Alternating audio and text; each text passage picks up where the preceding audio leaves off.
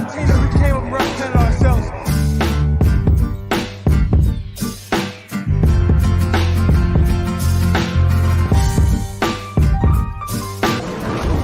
Booyah! That's what we call a stacked lunch. Nom, nom, nom, nom, nom, nom. Good morning, Sac City. Welcome in to another edition of the Sac City Podcast. I am your host, the one and only Vinny Milani, joined, as always, by my best friend in the whole entire world. He is Aaron, the Mukes. I am Mukes. It is a beautiful October 3rd morning here in the city. Episode 93 is about to be underway. We are recapping all things Week 4 NFL football from the highs. Footfall from the highs to the lows and everything in between. Aaron, how goes it on this beautiful? Well, it's not so beautiful here in Connecticut, but how goes it over there? It's beautiful, man. I don't know what it looks like in Connecticut. I don't even care what it looks like out here outside in Georgia, but it's beautiful because it was another great week of football. I was successful this weekend, finally in fantasy football. I finally got things going. The Cowboys won. The Braves are getting ready to win the NL East after trailing the entire season. They're getting ready to win the NL East. This is why. Well, no, hold on. You brought it up, and since you did, this is why when everyone in like the months of like August and June and July are like, they're like, oh, this Mets team is different. This Mets team is doing great. Are you excited? And I'm like, no, I'm not excited, because when it comes down to it, this is what happens with the Mets. They've had a miserable September. They've had a terrible September. But they're still a really good baseball team. Like, at the end of the day, they have a chance to win it all because they got DeGrom. If Scherzer gets back right, they got a great close. Like, they're still a really good baseball team. They're still going to have a chance to get where they want to go. But yes, they've struggled as of late. But we're not talking about the Mets. We're talking about these guys right here, the Braves. So they're going to win the NL East. I got to watch the Falcons win a very close game. That was a great game. I got to go to Florida State. So it's been a great weekend, and now we get to recap it all. And I'm excited to talk about the craziness that is the NFL. Yep. Wild week it was. We have so much to talk about. Just so if everyone is watching right now and maybe new to the show, we have 30 minutes of recap, of general recap of what happened yesterday on Sunday for football. And then we get into our game by game recaps. We are going to we're going to be talking about every single game, diving into every single team, giving you guys exactly what you want from your team's coverage, following our full slate recap. Just a little note here. Dylan came in second in our DFS yesterday, by the way. I just didn't look at that because you're talking about doing well in fantasy. Dylan was in last all day long. Yeah, because he had Travis Kelce. He had Travis Kelce, and that's a thing. And Travis Kelce's really good at football. Yeah.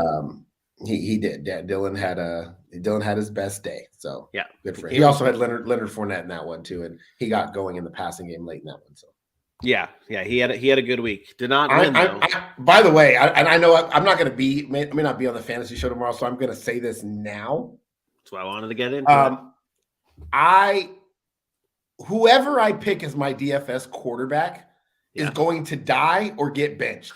3 weeks in a row now. 3 weeks in a row since it's been Trey Lance, Tua Tagovailoa, and now Mitch Trubisky either die or get benched. So now, from now on, I'm going to pick quarterbacks I don't want to succeed. Like, I want to play bad, and then they'll play bad or get benched or get hurt or something like that. Yeah, I almost picked Jalen Hurts for reverse psychology of normally when I pick players who are going up against the Jaguars, it normally ends up being a bad move for me, and then I ended up not picking Jalen Hurts, and well, we saw what happened yesterday. But we're gonna get into that and so much more. If you haven't followed us already on social media, please do so. We are at the Sac City Pod on all social media platforms, on Facebook, Instagram, Twitter, YouTube, and the TikTok. Make sure you follow, like, subscribe, and share. Aaron, let's get into some. Hold on here. Where is it? Where's my lower third? I can't find anything. No, just drop the. Can't deal with this StreamYard nonsense. Winners. Let's get into your reactions from Sunday, week 4. Wait, you're going football. Backwards? I'm not going backwards. Oh, Jesus Christ. We didn't even do morning headlines. You know what? Listen, Vinny, you do a great job on this show, but sometimes I'm so tired. Yeah, I'm so tired. Ladies and gentlemen, can I please have your attention? And I need all of you to stop what you're doing and listen. Oh, okay. It is now time for some morning headlines. Thank you for the little boost, Aaron. I appreciate it. We have breaking news just before we went live on the show. Quarterback for the Baltimore Ravens, Jimmy Smith, is announcing his retirement after 11 seasons in the league. Aaron, what are your thoughts on the career of Jimmy Smith with the Baltimore Ravens? And to go into detail for that. Yeah, he was a really good corner in this league. He's one of the better corners in football for a long time. A Super Bowl champion. Somebody that I was a big fan of, played at Colorado in college. I always had a lot of respect or just admiration for the way he played football. Started to struggle with injuries towards the back half of his career. Since, obviously 2019, 2020, and 2021, wasn't able to get in there and start many games, had that big knee injury. But he was a really good corner for a long time. And sometimes players like this go unnoticed. And I always want to celebrate people that can stay in the NFL for 11 seasons and play a quality level of football. People do not realize we look at quarterbacks and we often look at the prime, like superstar players and how long they're playing the game. And we're like, oh man, they played for a long time. The average NFL career is still only 3 to 5 years. It is not long. The regular player that just sits there every Sunday, goes out and grinds that you don't really hear much about, maybe has some good games, has some bad games. They also are working extremely hard and grind it out. And Jimmy Smith was one of those players. So congratulations to his retirement. Hopefully he got to leave on his own terms and gets to, pursue other things in his life. But a good career, 11 seasons, and played all 11 with the same team. So that's impressive to me as well. Yeah, for sure. And we congratulate Jimmy Smith on a great career. In other Ravens news, and Ravens discuss, this is more of a Ravens discussion thing in a headline here. Our game of the week yesterday was the Ravens and the Buffalo Bills. The Bills took down the Ravens in that game. We'll recap that in just a few moments. But after the game, it came down to, or late in the game, I should say, it came down to the Baltimore Ravens deciding whether or not it should be going for a touchdown or going for a field goal to try and seal the deal and win the game. They chose to go for a touchdown, and it did not work. And this is one of those situations where if it worked, John Harbaugh looks like a genius. If it doesn't work, he looks like an idiot. And he said this after the game. Well, I felt like it gave us the best chance to win the game because 7, the worst that happens is if they go down the field and score, and I think we'll get them stopped. But if they go down the field and score a touchdown, the worst thing that can happen is that you're in overtime. But you kick a field goal there, now it's not a 3-down game anymore. It's a 4-down game. You're putting them out there. You're putting your defense at a disadvantage because they've got 4 downs to convert all the way down the field. And a chance to, again, score 7, and then you lose the game on a touchdown. So and then the other thing you think you're going to get the ball at the 2-yard line. So I'm very confident in our defense's ability to stop them down there with the ball on the 2-yard line. So we got them backed up if we don't get it. Didn't turn out that way, unfortunately, and we lost the game. So hindsight, you could take the points. But if you look at it analytically, I understand why we did it. So that's what it came down to for John Harbaugh and his decision to go for the touchdown instead of kicking the field goal and getting the points. What was your reaction to that, and what are your thoughts on what John Harbaugh had to say about it? Didn't care. John Harbaugh made a choice, decided I want to get a touchdown. I trust my offense, and my defense is going against arguably the best quarterback in football in Josh Allen. And we've seen what Josh Allen was capable of doing over the first 4 weeks of the season, plus the end of last year when they played the Kansas City Chiefs. So I had zero issues with it. We do this every week. We pick and choose what coaching decisions we want to criticize based on the success rate. And to me, that's a recipe for disaster. So I don't care whether they got it or didn't get it. I'm trusting Lamar Jackson.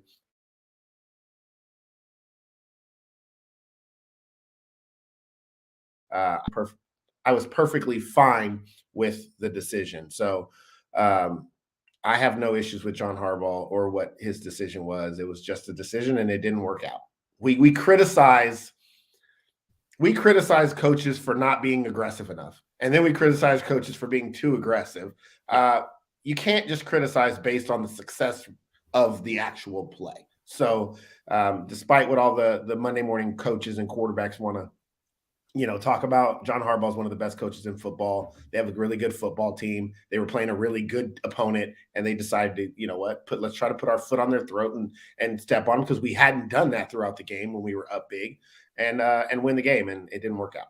Yeah. And it literally is that case of, if it works out, yay, hooray for John Harbaugh. Look at the balls that he's got, and then it doesn't work out. It's like, crucify him, and it just seemed like, you're playing the Buffalo Bills, man. You have to go out there and try and win. And that's what John Harbaugh had in mind. And he's one of the best coaches in the league. We're not like, let's stop. Like last week, we were just talking about how he's one of the best coaches in the league. So let's pump the brakes.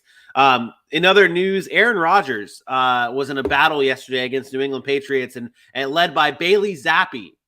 I can't wait. Zappi. I can't wait. And they went to overtime. It was a battle, and Aaron Rodgers and the Packers had to pull out a late game comeback, but they battled back. They won in overtime over the New England Patriots, who are a team that might be lower down on the list of the power rankings.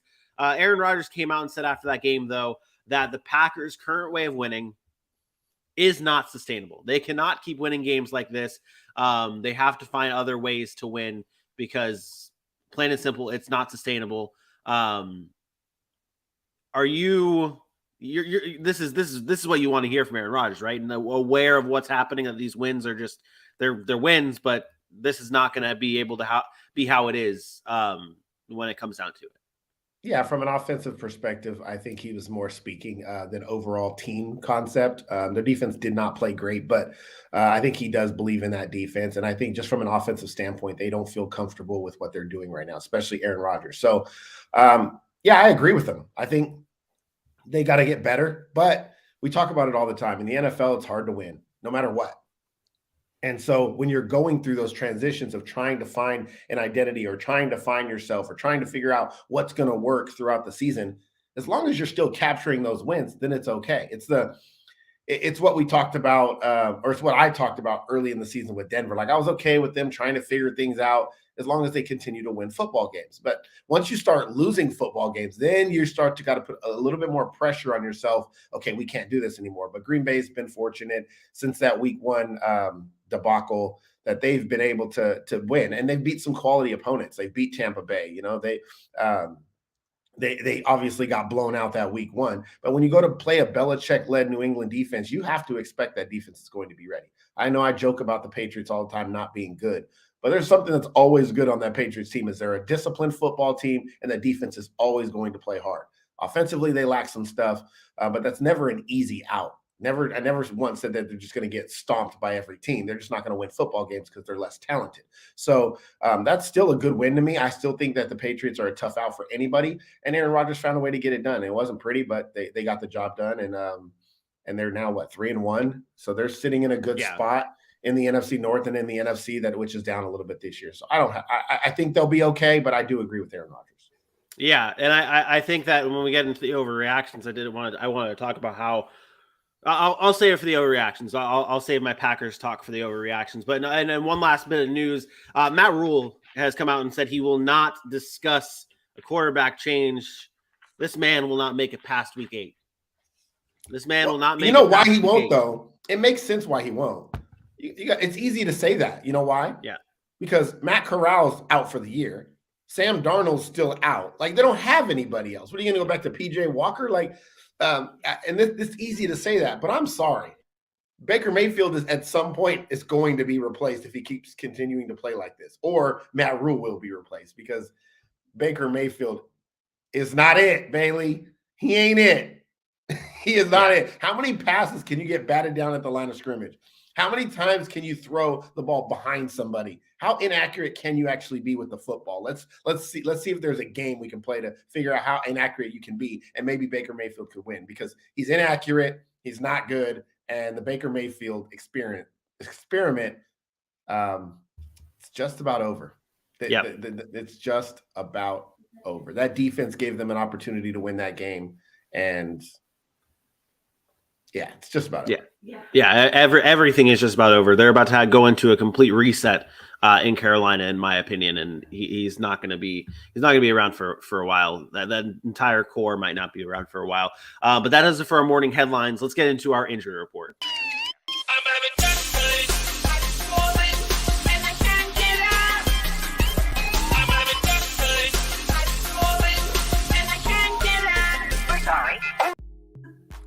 We know it's time for the injury report, the worst part of the week for us. We do not like to talk about injuries, but we have to. Let's start with that game over in London.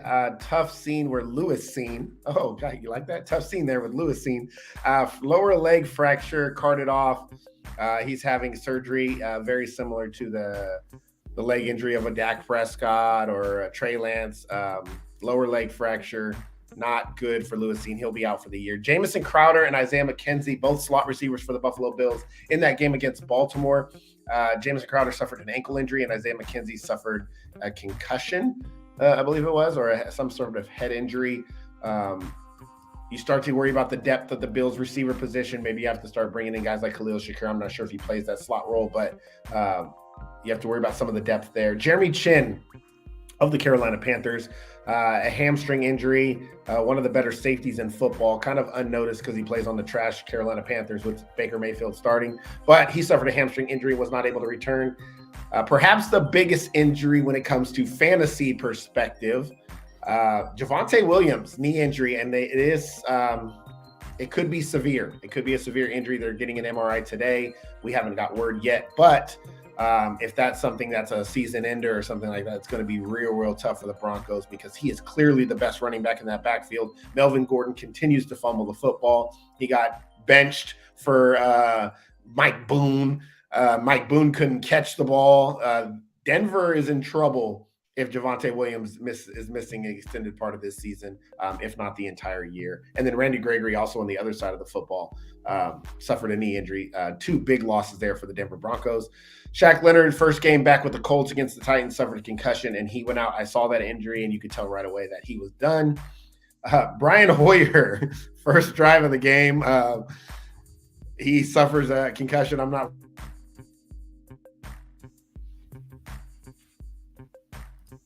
laughing at the count for an extended period of time. So Brian Hoyer to the bench, Bailey Zappi in, and also Jonnu Smith for the Patriots.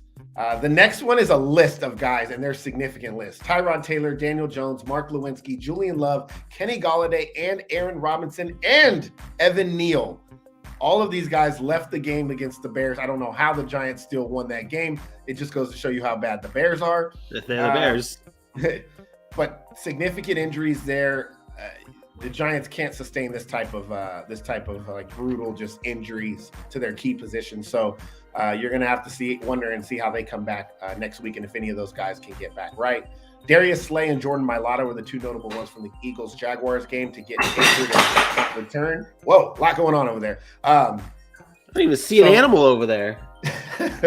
There's no animal over in my kitchen that just knocked down and broke a glass. I don't know what's happening over there. Darius Slay, forearm injury, Jordan Mailata shoulder. Terrell Edmonds and Minkah Fitzpatrick, both safeties for the Pittsburgh Steelers, were banged up. Minkah with a knee and Edmonds with a concussion. Sunday Night Football, Cameron Brate, Logan Ryan, Carlton Davis all left for Tampa Bay, and they did not return. I think Carlton Davis will be okay. It was just a stinger. Brate with the concussion and Logan Ryan with the foot injury. And then Treylon Burks of the Tennessee Titans had a foot injury, left the game, and did not return. So a lot of injuries there. Give you my weekly Dak Prescott update. Stitches out, throwing the football. Getting ready to go. He said there's a chance he can play this week. I actually do not think he plays this week.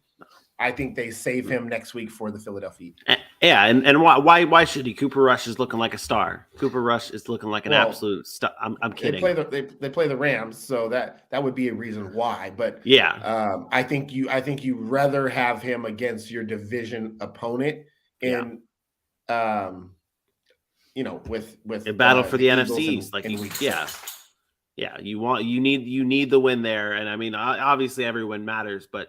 Wait, is it week 6 or week 7? I'm sorry. Week 5. We're going into week 5. No, I'm saying they play Philly in week 6. So you let them rest. Week 5. Yes, you let them rest this week against the Rams, and then you bring them back against the Eagles. Yeah, I'm excited to talk Cowboys a little bit too. But let's kind of like let's step back. Let's take a whole look. Let's take a look at the big picture here A of Week holistic 4. view. Yeah, a what? What's that word? A holistic view. A whole. Oh, how do you spell that? Is it Holistic. spelled like phonetically? Whole, like It's WHOLE it's and spelled stick? like it. It's spelled like it sounds. Okay, great, got it. Well, we'll move the spelling bee aside. Overall, Week 4 takeaways. What did you learn from Week 4 Sunday football action? I'm starting to learn. I don't like to say I've learned because then the next week something else happens. I'm starting to learn who the really good football teams are in the NFL. Kansas City's really good. Tampa Bay is really good, despite their loss. The Eagles are a good football team. The Packers, good football team. You're starting to see the separation, and I think that's by week 6, week 7, you're gonna know. You're gonna know week in and week out. You're gonna know who's gonna struggle and who's gonna win. And it doesn't mean those games that we talked about early in the season are still going to be easy outs. It's still going to be tough to win, but you're going to see those teams find ways to win those games, and the below average or average football teams will find ways to lose those games. So I do think there's going to start being a separation here over the next few weeks. I think we've already started to see that all those middle tier teams, that's what they are. They are good enough to win some football games, but not good enough to compete when it matters most. And I think we are now looking at, I'm just throwing a random number out here just based on what we've seen. And it's not random, but I don't know the exact number. I think there's 8 to 9 football teams that can win the Super Bowl. 8 to 9 football. They have an inside outside chance. Cincinnati type run last year, the Rams type run. I think there's 8 to 9 teams that actually can win the Super Bowl. Everybody else, I think, is just playing for funsies. Playing for funsies. Maybe one show we'll have to break down what those teams are. But, maybe we'll switch up or add another segment to the power rankings where we kind of tier it up. We go back to basics and we tier it up and talk about who's real and who's not. I have that's kind of where I was leaning with learning on who they're good teams. There's not. Well, I say it every week. There's not that many bad teams in the NFL. Chicago is bad. Chicago is bad. That's it. And that's it. Plain and simple. Seattle put up 5 million yards against the Lions this past week. The Falcons beat the Browns. Well, me, you, and AJ and Dylan can put up 500 yards against the Lions. Their defense is so bad. That's fair. That's fair. But either way, these teams are not as bad as we thought they were. And there's so many everyone I feel like is good beside the Bears and finding ways to win. But you're right. There are only a select few that actually look legit. And it's funny because during the Jags game, the Jags-Eagles game, I had multiple people talking about, because the Jags started hot. They were up 14-0 in that game. And people were like, oh, the Jags are legit, this and that. I'm like, pump the brakes. It is the first quarter. There's a lot of football left. And I do think the Jaguars are a good team. And I don't think Sunday was a full their full capabilities were on display. The weather was bad, but again, we'll talk about that game later. As a whole, though, there's not that many legit teams out there. And when we talk about our power rankings on Wednesday, I feel like we're going to really talk about who's legit and who's not.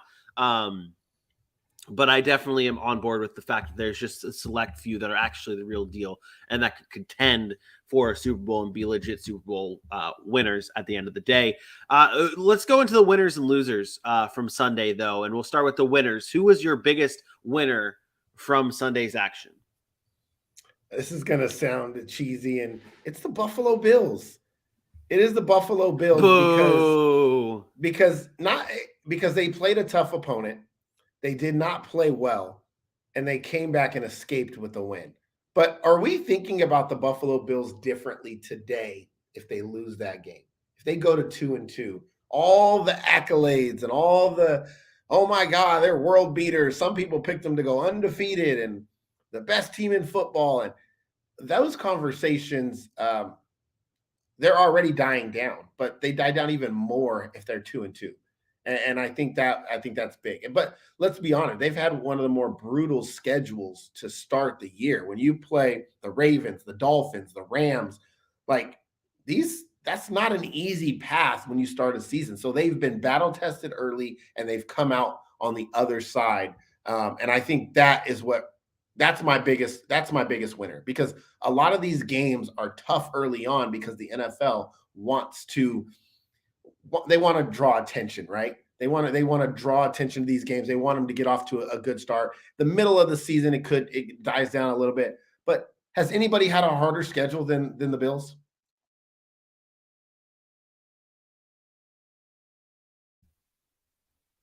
Like, go at Miami, you go at Baltimore. Like, that's a tough start to a season in any stretch of the imagination. And it doesn't get easier for them right away. Like, they still go at Chiefs, against the Packers 2 of the next 3 weeks. So I think the Bills being 3-1 after this 4-game stretch so far is a big win.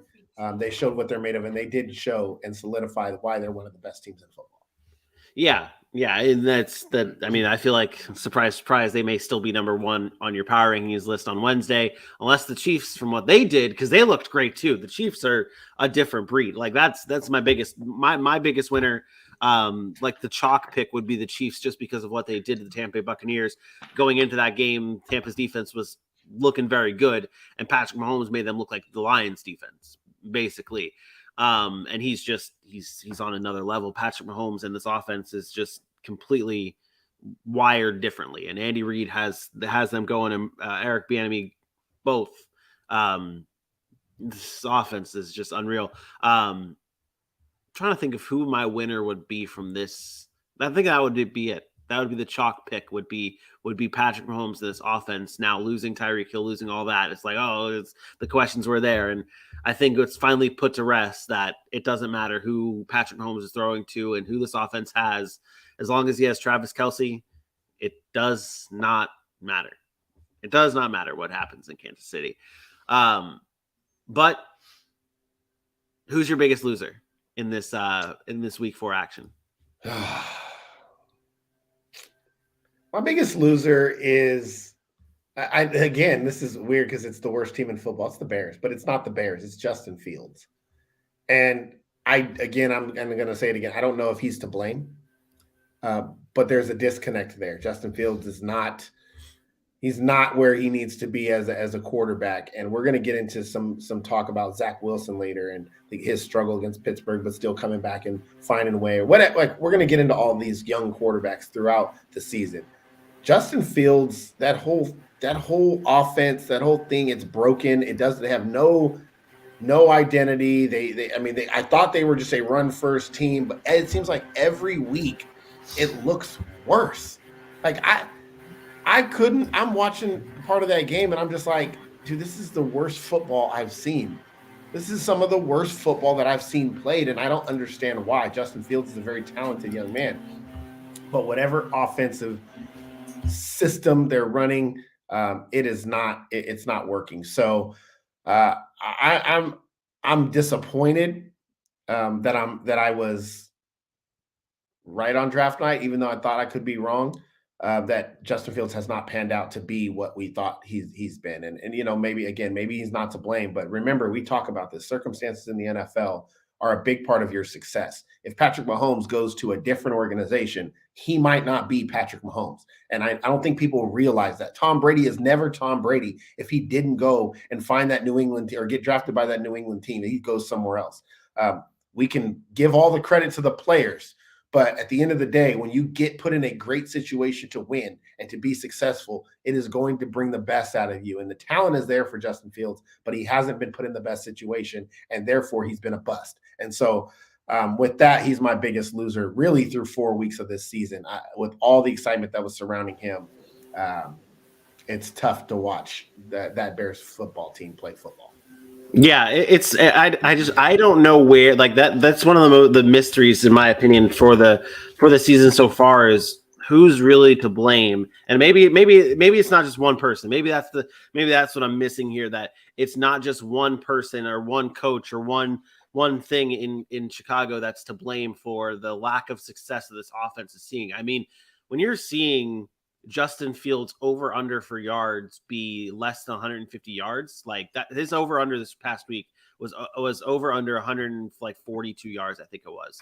And like, that's absurd to put that type of over under like that little for a quarterback, but that's how it has been for Justin Fields. And yet another week of him throwing under 200 yards. He did go over. He had like, I believe it was like 170 yards, but either way, it has not been good for Justin Fields and this Bears offense and Bears team. And it's like, you talk about the rest of the league. It's like they are clearly, and I don't think it's close, the worst team in football. Like it's not even close. I don't know about not being close, but they're definitely the worst team in football right now. Yeah. I do want to throw in my biggest loser here. It's the Indianapolis Colts. I cannot get past what the Colts are doing and how disappointing they have been to start the season. And I've been talking about it before, and I've given the Colts the pass, similar to, I guess not similar to what I've been saying about the Broncos. The two teams, the Denver Broncos and the Indianapolis Colts, both I've been saying about the Broncos. I'm like, I'm really worried because I don't trust Nathaniel Hackett, and I don't like the way this offense has looked for Denver. But I was hard on them. For Indianapolis, they've been doing the same thing. Their offense has been really struggling. The team has been really struggling. And I was like, okay, maybe it's them needing an adjustment. Maybe they need to just get used to each other, get into a rhythm, find the chemistry, find all that kind of stuff. And through 4 weeks, I'm done with that. The Colts are a big loser this week after losing to the Titans 24-17 at home. They're just not getting the job done. They're just not making plays when they need to. You thought this would be a different team now that Matt Ryan's here instead of Carson Wentz. I don't see that many differences early on between the team last year and the team this year in terms of being able to winning games. And I am out on the Colts, trying to say that we need to give them some time, because maybe 4 weeks isn't enough. Maybe I need to give them, maybe realistically I should give them more time. Maybe this is an overreaction, but I'm out on the Colts. I don't think that they're going to be able to figure it out. I think they missed the playoffs. Yeah, that's a good pick. Jonathan Taylor being banged up too. I didn't even put that on the injury report. High ankle sprain. Yeah, that could be huge for them, obviously. But I think the only saving grace for the Colts is the division they play in, where they're fortunate enough, like they're 1-2-1 and they look like crap. And you look up in the standings and you're like, oh, we're a half game back. Like, you know what I mean? Like, we're less than a half game back of the division. I think that's the only saving grace for them, because you're right. They haven't played very well. They do have the fortunate division that allows them to stay in it. And you have to imagine that there's going to be these next few weeks, it's going to be real pressing for them to start getting some wins. Maybe there's next week you got two disappointing teams playing each other. You got the Broncos and the Colts going head to head. So their schedule does lighten up. Not that it hasn't been light already, but the only win they got is actually against the good team that they played, which is the Chiefs, which is super weird. But they get the Broncos, the Jags, the Titans, and the Commanders over the next 4 weeks. 4 games, when going into that, you might say, oh, yeah, I'm going to pick all those teams against the Colts. But it's also not going to shock you if the Colts showed up and beat them. So I think that's really their only saving grace. But, yeah, right now the Colts have been a huge disappointment. Yeah, I can't get past the fact that and it's another question mark team of like, where do you put the blame? And it's just losing at home against the Tennessee Titans, and I'm excited to talk Titans later. But yeah, biggest loser for me is the Indianapolis Colts. Last thing I want to hear from you. Put some things to rest. What's the chatter going on right now that people are overreacting to? That it's like, okay, pump the brakes, relax. It's still the Cooper Rush thing in Dallas. Like, stop. Okay, Cooper Rush played well. They played the Commanders. I'm trying to think of people overreact to everything. That's the thing, is every team has an overreaction, right? But I think the Cooper Rush thing is a big talking point. What else is going on in the NFL, Vincent? Like for an overreaction? Yeah, I don't really know that there's. I mean, I think an overreaction right now, or an overreaction, are things that are being talked about. You could look at. So I'm saying, because most of these teams are black. Yeah, that's fair. Maybe things are more straightforward. Maybe there is no overreactions this week. It's my job to talk about it, though. No, I get you. Like, so I guess the one of the other ones that I would have mentioned was like you said, the Pittsburgh Steelers one. But I think it's funny because I want to talk about that when we get to the game. The whole Kenny Pickett, Mitch Trubisky thing. I don't know. Everybody in the league is like this. Like, here's the AFC, here's the NFC, like this, and then you have the Chiefs, Bills, Baltimore, like whoever. Then you have like the Bears, the Bears, and everybody else is like right in the middle, like 2-1, 1-2, 2-2. So like they're all beating each other, and they're all like, yeah. And then there's some 3-1 teams that you're still not really sold on because they're not looking good when they're the Giants. Giants are 3-1. Like, you don't believe that. But I don't know. You know what? Overreaction is the Minnesota Vikings. The Minnesota Vikings. Both sides of it, though. The people that are down on them because they're like, oh, this looks ugly, but they're 3-1. And then the people that are super high on them, like they're one of the best teams in the NFL. Like, both sides are overreacting because you know what Minnesota is? They're right in the middle of that. They're right in that middle tier. That offense has not looked like it was supposed to. They're above the Giants. They are above the Giants. They're 3-1, and you're like, okay, this is like they're good. They have the talent. It's there, and maybe it's real. Like the Giants, like no one. I don't want to keep disrespecting. At what point do we not disrespect the Giants? Like when they give us a good win, is that that's probably where we're at. I mean, now with Daniel Jones being hurt, who knows what ends up happening? Well, Saquon Barkley is their quarterback now. Saquon Barkley is their entire team. That's kind of what it comes down to. Like Saquon Barkley is their team. But we'll get into that game. Let's quarterback. He actually played quarterback in the game. Yeah, well, but like also like now that both Tyrod Taylor and Daniel Jones are dead, it's down to Davis Webb as their only son, not even signees on their practice squad. That's what I'm saying. Saquon Barkley's going to have to play quarterback. Hey, that might be a good thing. That might be a good thing for the New York Giants moving forward, even though they're 3-1, and no one knows how they're 3-1, but they are. That does it though for our show. We are going to now get into our recaps. If you guys are listening to us on all podcasting platforms, we do appreciate it. Write us a review. Let us know what you think of the show. Also tune into our YouTubes. We are live at 10 a.m. Eastern time, pretty much every day of the week. Live 10 a.m. Eastern time. Just come on over to YouTube. It's a lot of fun. But until we'll be back again live. Well, not live. Audio listeners, I don't know when AJ puts out the audio, so I can't give you any answers. He's going to message me. Honestly, we don't care. We don't care. Audio listeners, go watch on YouTube because we don't care. There it is. Shout out AJ for clipping the audio. We appreciate it. For everybody, though, we'll see you tomorrow at some point. But everyone on YouTube, it is now time to get into our game-by-game recaps. And Aaron, I'm going to throw you off here because I don't like the way ESPN did this. I want to start off with the Minnesota Vikings taking down the New Orleans Saints 28-25. That's where it says. It doesn't. Oh, my phone actually didn't have that.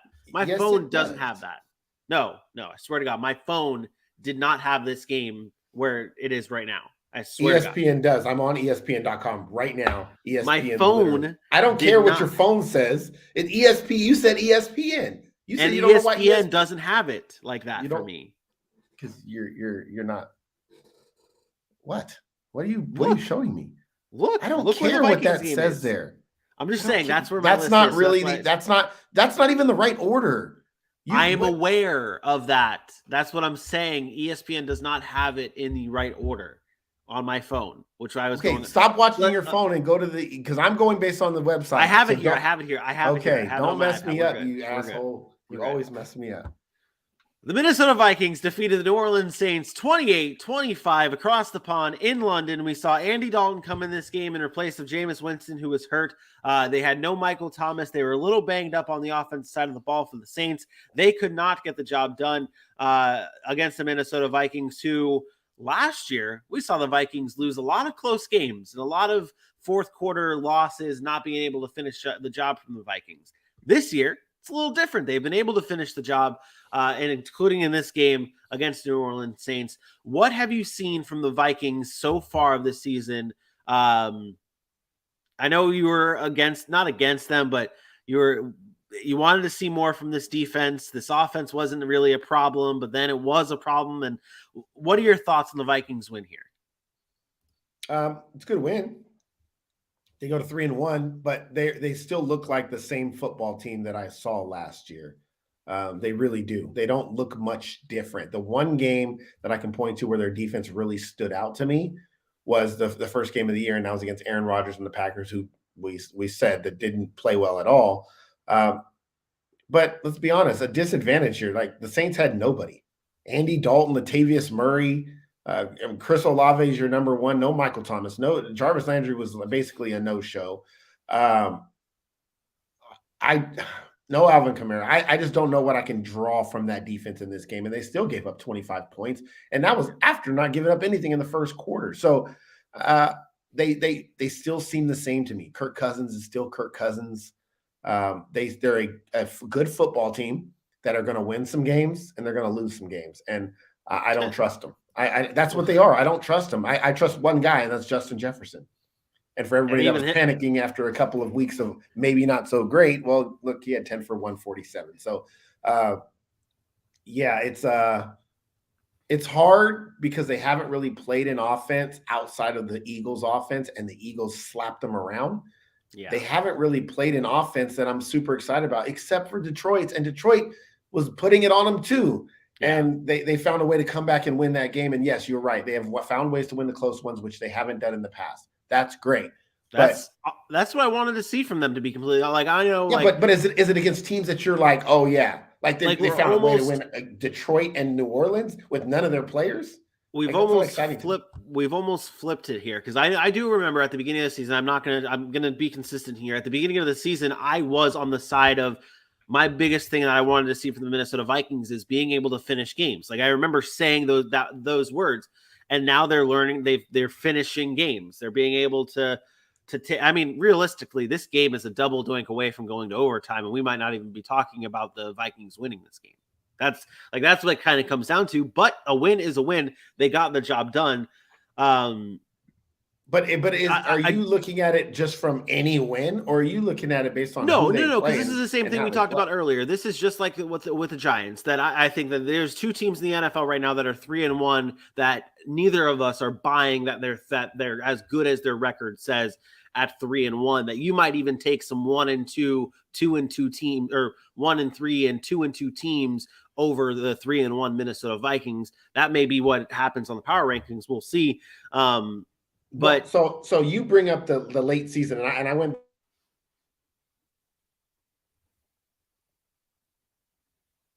back to 2020, lost too late. Cincinnati, Arizona, Cleveland, Dallas, Baltimore, San Francisco, the Rams. Seven of those games were against playoff teams, except for Cleveland. So 6 of the 7 that they did were against playoff teams. It's not impressive to me when they do it against Detroit. Like, that's cool, but you're supposed to beat them. And yeah, you may win that game late down the stretch, but when are you going to beat the teams down the stretch like that you're going to play in the playoffs? Because I think that's when it matters. Yeah, they might win some more close games this year. They have an easier schedule this year. But when they go to play these tougher teams and the game is tight, what are they doing in those moments? And that's what I'm concerned about with Minnesota. Because I've said it. They are a very good football team. I told you guys at the beginning of the year, I think they can compete for the playoffs this year.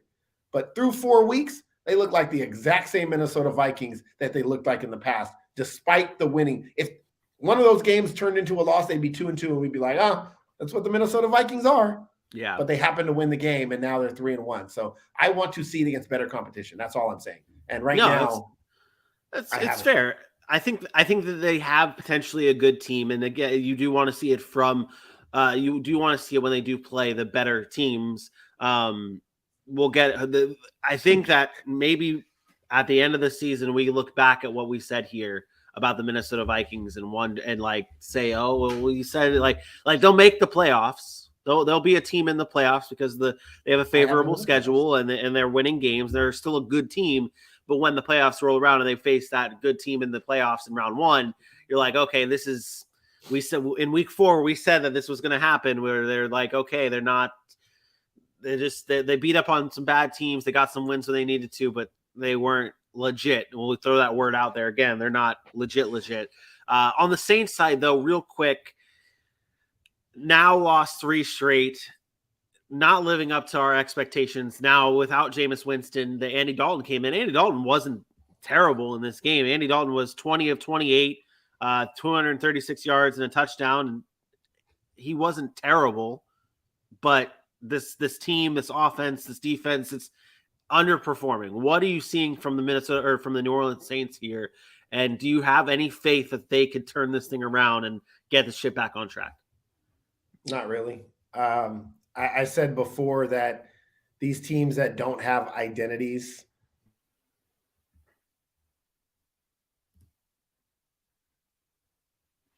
they want to be on offense. And as long as that's the case, then they're not going to have success. And hopefully Alvin Kamara gets back and healthy, and that'll help. But I still don't know. I think this was more about the style they wanted to play because Andy Dalton was on the field. But you can't have no identity with your starting quarterback and then have all of your starters get hurt and come in with a backup quarterback and think you're just going to run the football, and then your defense doesn't perform the way that they had been performing. So it's not working in unison right now. I think the Saints are in big trouble. Yeah, I agree. Sound the alarms. Sound the alarms in New Orleans, in my opinion, for the Saints. My player of the game here, though, it goes to the man we talked about before. It is Justin Jefferson in this game. 13 targets, 10 receptions, 147 yards, and a rushing touchdown. He said, Cooper Kupp, I saw you. I see you with the rushing touchdown. Let me get one of my own here and have a dominant day as well. Justin Jefferson having a phenomenal day and getting my player of the game as the Minnesota Vikings take down the New Orleans Saints 28-25 in London. The next game on our list here is, let's see here. The next game on our list is, hold on, let me just get everything ready here. Oh my goodness. The Cleveland Browns falling to the Atlanta Falcons 23-20. You were at this game, Aaron. You were there. You were live in the press box watching along, following along. You said on Sunday, though, you may have Red Zone up, so you might not know how much of this game you'll actually watch because you're paying attention to Red Zone. But it seemed like it was a good game. It was a close game till the end. Younghoe Koo ended up hitting the game-winning field goal, 23-20. Falcons win. Everyone goes home happy. Give me a sense of what it was like in the stadium on Sunday in Atlanta, watching this game, the vibe around Falcons fans, the vibe around this team, being close up to it. What's the status of Falcons football in Atlanta? Well, first of all, the culture is definitely a positive culture. And we I don't get to be around every team's locker room or get to talk to players or coaches, but I do with the Falcons. And Arthur Smith has been very, very consistent this whole offseason, this whole first 4 games of the regular season about competition, and he believes in everybody on the team. Like if they're on the roster, and he said this a number of times yesterday after the game, if they are on the roster and they're in the game, it's because I believe in them. Otherwise, they wouldn't be here. And so we saw a lot of guys step up yesterday, specifically Tyler Algier having a nice day with Cordero Patterson. But Caleb Huntley came in, had 10 carries of his own for a touchdown. They split him out evenly. Cordero actually had the least amount of carries. He's a bit banged up, so I think that had something to do with it. But there was a point in time. It was Marcus Mariota threw an interception, and after that, they ran the ball 14 straight times.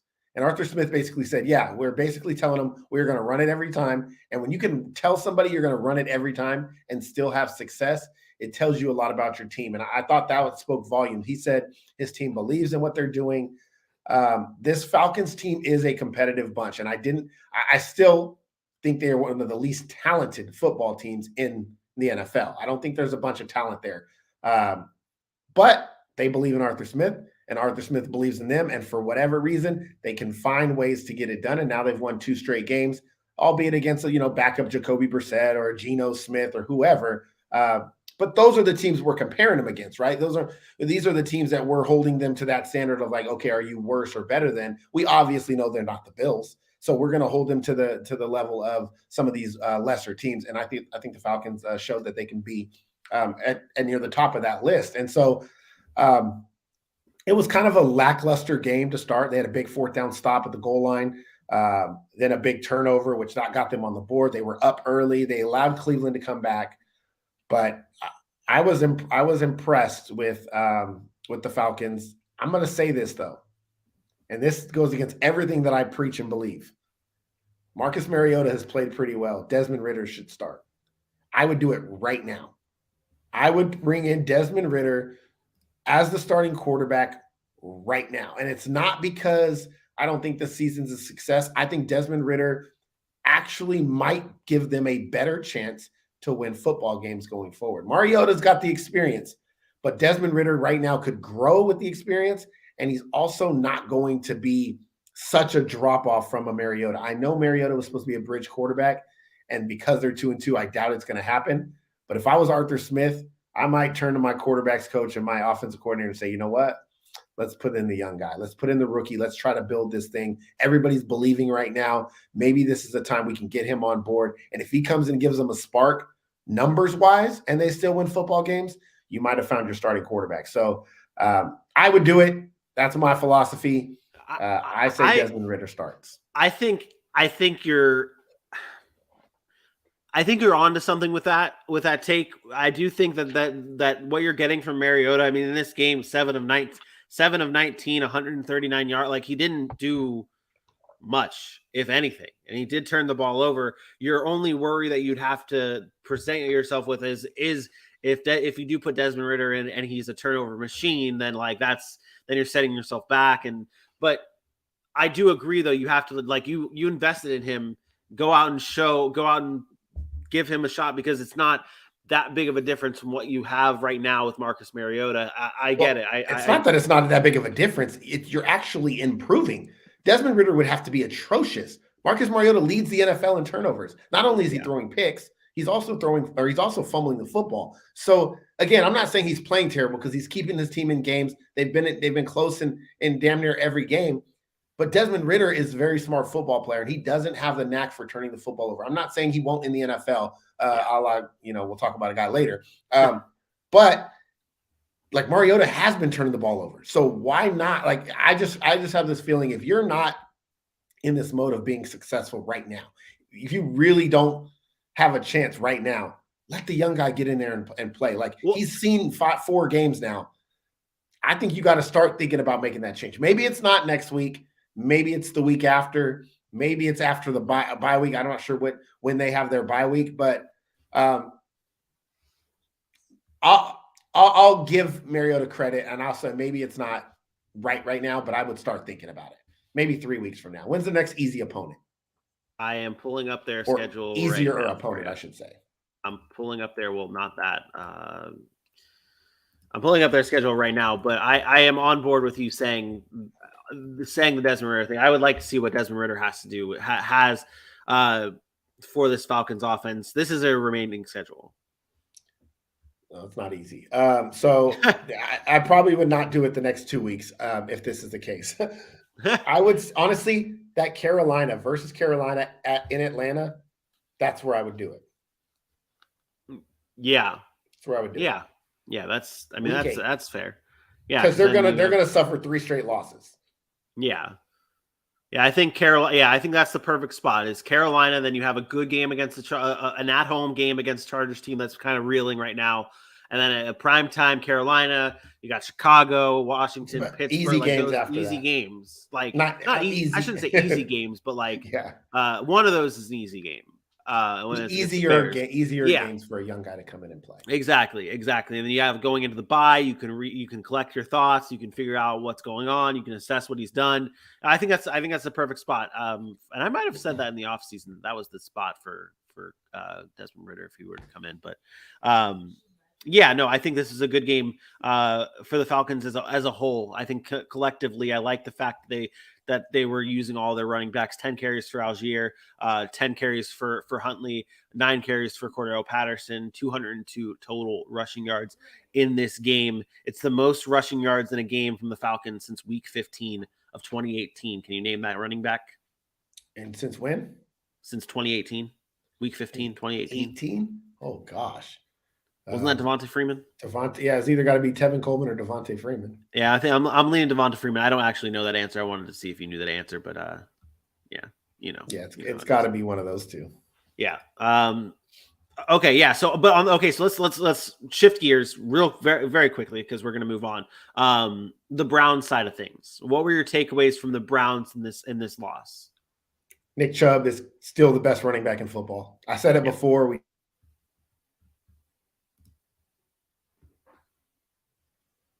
did a short about different. His ability to push the pile, yards after contact, to break tackles, to put pressure on a defense is unreal. And I mean, I'm telling you, if you have not seen him live, it's easy to watch on TV and be like, oh man, he's breaking. Like when you see it, how he's dragging defenders for 4 yards when he should be at negative 2 yard gain, or goes for 6 when it should be a 2 yard gain. It is special. He's the best running back in football, pure running back. It's just unfortunate he plays on a team right now that doesn't really have a starting quarterback to come in there and be a game changer. That offense, though, I'm telling you right now, Deshaun Watson is going to be scary.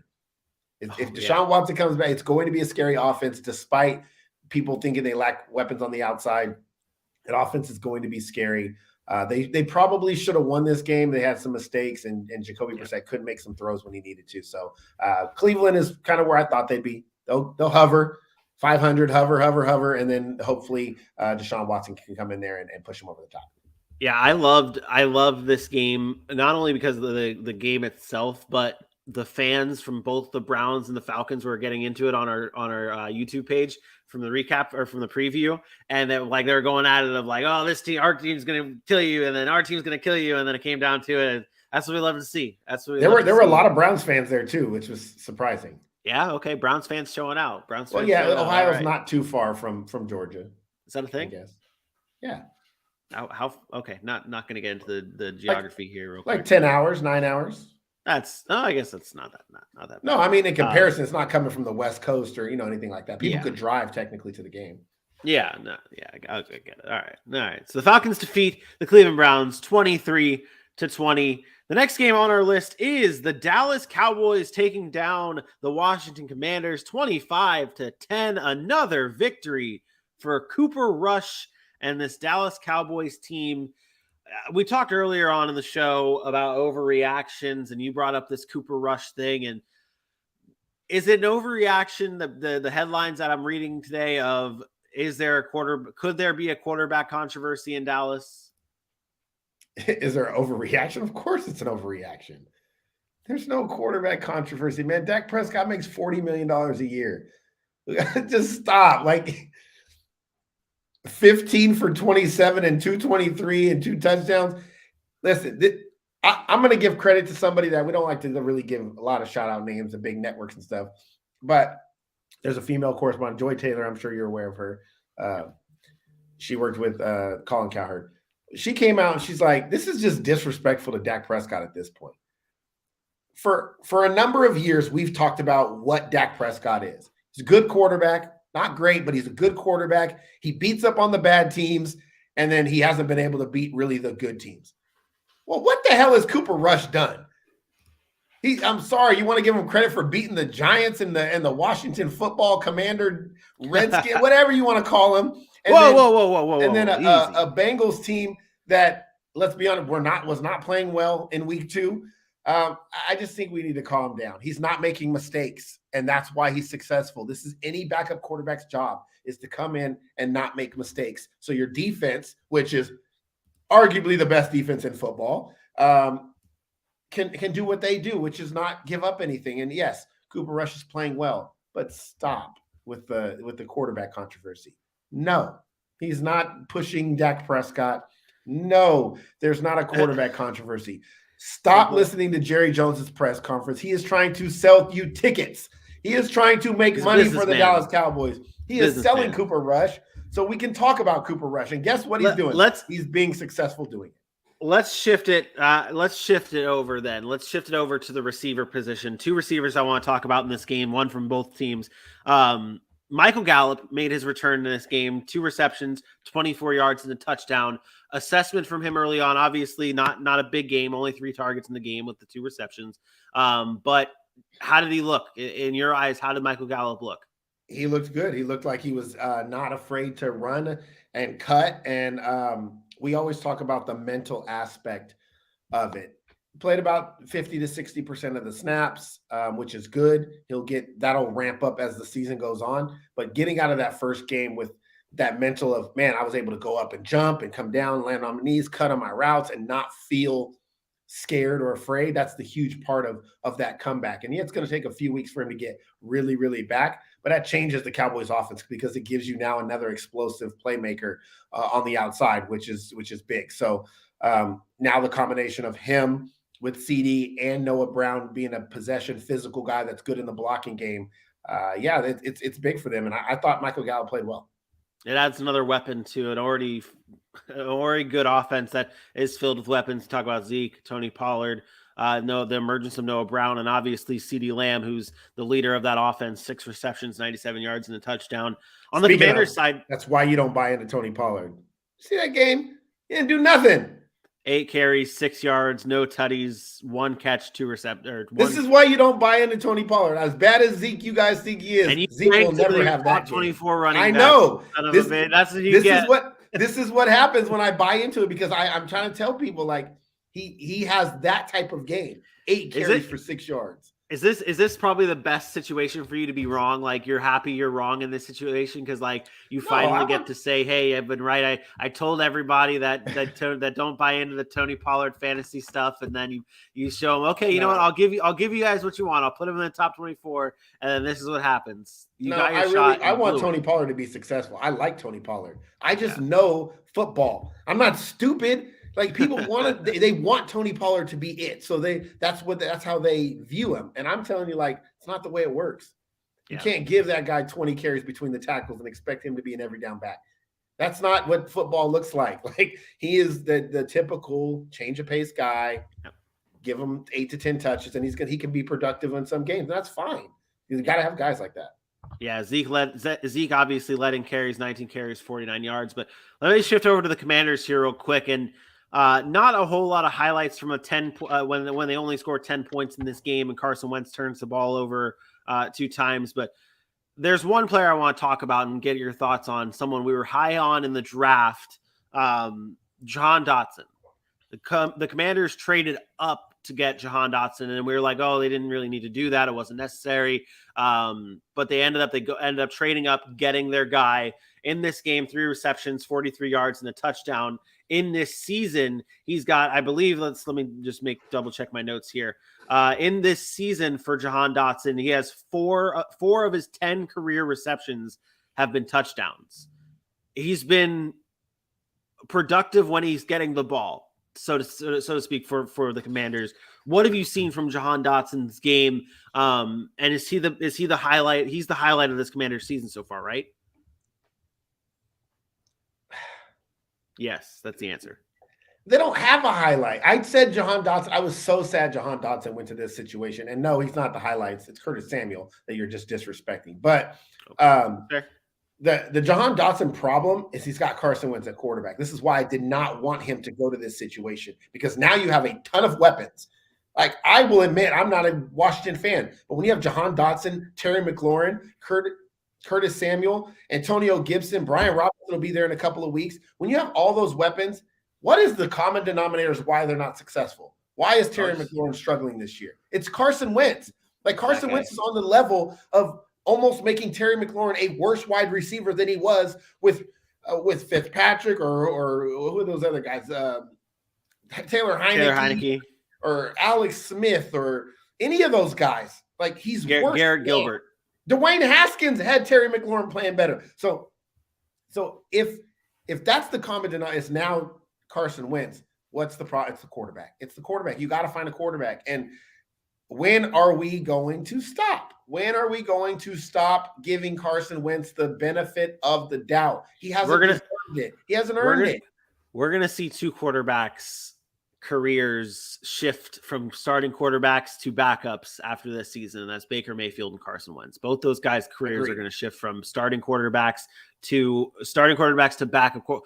You know, I don't want to make the comparison here because their styles are not the same, but Carson Wentz and Baker Mayfield, at least for next year, I can see it now happening. They're going to shift into the Tyrod Taylor, Jacoby Brissett, Teddy Bridgewater categories where they're going to be your good backups. You're going to bring them in as your backup quarterbacks, backup options that come in and have to, or maybe even a Mitch Trubisky type of change for them where they have to go to their next team, be a backup for a year to try and figure out something. But that's the side of things for the Commanders. My player of the game here is, oh Jesus, that's gross. It didn't adjust. Is Trayvon Diggs. In this game, he was a game changer, shutting down Terry McLaurin, 3 pass deflections, an interception. That quarterback rate or that passer rating when targeted is just, I mean, that's it. That's exactly what you want from a cornerback, especially a cornerback that everyone's like, oh, he's not shut down. He's not a lockdown corner. And then he does this against Terry McLaurin, who, let's not change the narrative. Terry McLaurin's a good wide receiver. He's one of the best in the league. He's a top 10 wide receiver, top 12 wide receiver in this league, borderline. And Trayvon Diggs shut him down, not allowing him to get anything in this game. Only one catch from Trayvon Diggs allowed. And he is my player of the game in a game where the Cowboys defeated the Commanders 25-10. Can I say something about that Trayvon Diggs thing really quickly? Cornerbacks are going to get burned. Like we talked, Jalen Ramsey gets burned. Like it's going to happen. What Trayvon Diggs has done in his career against Terry McLaurin is pretty impressive, and we'll dive into that another day. But he's pretty much locked Terry McLaurin down since he's been in the league. And Trayvon Diggs is a really good corner. You can call him not elite. You can call him he makes plays. He is a ball hawk. He knows how to find. He sealed the game last week with an interception. Got an interception like he was running the route this week. I'll take all the Trayvon Diggs you can give me. I don't care what anybody has to say about him. Yep. He's very good at that football. The Cowboys defeat the Commanders 25-10. The next game on our list is the Seattle Seahawks defeating the Detroit Lions in an absolute shootout. Who would have predicted this game would be 48-45? 48-45 in this game. Defense, what's defense? I don't know what that is. Seahawks defeat the Lions 48-45. What were your takeaways from this game, this shootout between two powerhouse offenses? These powerhouse. Well, you know what? To be fair, the Lions lead the league in points. The Lions have scored the most points in the NFL. Well, I said that going into the game, and I told you that. I had mentioned to you that the Lions' offense is one of the best in the NFL because they're creative. They push the pace. They're not afraid. They go for it on fourth down. They continue to push, and they're going to put pressure on a defense each and every week, and that will not change. But on the other end of that, their defense is, oh, boy, they're bad. Their defense is, oh, boy, bad. And now without Tracy Walker, and you can't let Geno Smith drop 320 and 2, plus Rashad Penny run for 150. You just can't do that. But no, honestly, this was a game between two bad football teams that are going to fight. Like these are competitive football teams. The coaches are going to have them competitive, and that's what it was. I don't take much from this game other than it was super high scoring and great for fantasy. If you had any of these pieces, by the way, I did tell everybody Jamal Williams would show out, and he did. I also said Jared Goff would show out, and he did. I believe I had Jared Goff in my top 10, or he was like my number 8 quarterback, and I got shit on for it. You didn't get shit on, not from. I don't know who shit on you for that. I didn't shit on. I drafted him in DFS. I know. And TJ Hawkinson, who I said would be a standout this week because there was no weapons. I mean, I'm just saying, I'm just trying to point out all my victory laps in fantasy because I might not be here tomorrow. So, but yeah, so it was just a high scoring game between two bad football teams. Like this is the 7-on-7 flag football championship because nobody wanted to tackle, nobody wanted to play defense, and Seattle just happened to do it a little bit more. Yeah. Yeah, that's like the biggest thing from this game. It was an absolute shootout between these two teams. And I mean, Jared Goff with this Lions, really Jared Goff and Geno Smith both. And I'm going to point this out. The Seattle Seahawks, like, is it an overreaction when people are like side by siding Geno Smith and Russell Wilson, or is this legit? Geno Smith in this game, 23 of 30, 320 yards, 2 touchdowns, a rushing touchdown, no turnovers. Like, I mean, Geno time, baby. It's Geno time. I'm not entertaining that conversation. That's okay. That's fair. That's fair. Okay, so who do you think stood out in a game where there was this much high scoring? Who stood out the most? Stood out the most? I mean, yeah, I had mentioned Geno Smith on the road hadn't played well. He was on the road in this game and he played well. So I'll say Geno Smith just because we know what we have in Geno. Like, he can do this. But for 17 weeks, he can't do this. That's the problem. As a quarterback in the NFL, you're looking for consistency. You're not looking for the Matt Flynn games. You're not looking for the one-offs where you're most of the time you're searching for answers. And then other times, oh, there he is. There's the guy that's going to get me some points. And again, it's not overly impressive because it was against a Detroit Lions defense that's really, really bad. But Geno Smith stood out. He did what he was supposed to do against a bad defense. He played well, got him the win. And he had to score all 48 of those points in order to get it. Like, if he scores 40, they lose. Excuse me. So he did enough to win, and then now they're 2-2. And shout out to the Seahawks for being 2-2 and being competitive. Yeah, that's both. Shout out both these teams for being where th're at and being. There's going to be so many 7-10, 8-9, 9-8 football teams in the NFL this year. So many. Because all these teams are like win, lose. They look good one week. They look bad. There's going to be so many mediocre teams in the league. We're riding a different roller coaster this year. We're riding a different roller coaster. Yeah, it's one that goes like this. Is it like that? I feel like we're starting to get into the like it's like a little bit. Like, no, it's 1 week. I mean, 1 week they're not good though. It's like you can watch them and still like I watched. Yeah.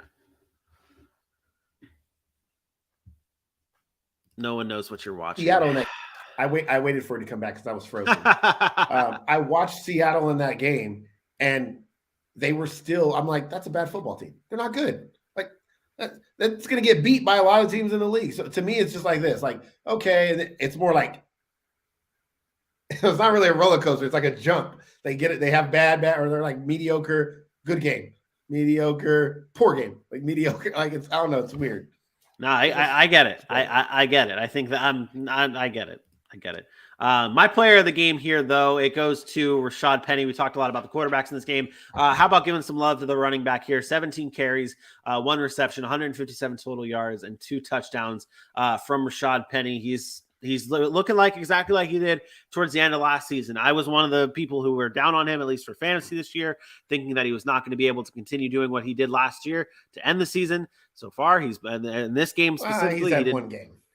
This game specifically, he did very good in 157 yards, 2 touchdowns, and one of the big reasons why the Seattle Seahawks take down the Detroit Lions 48-45.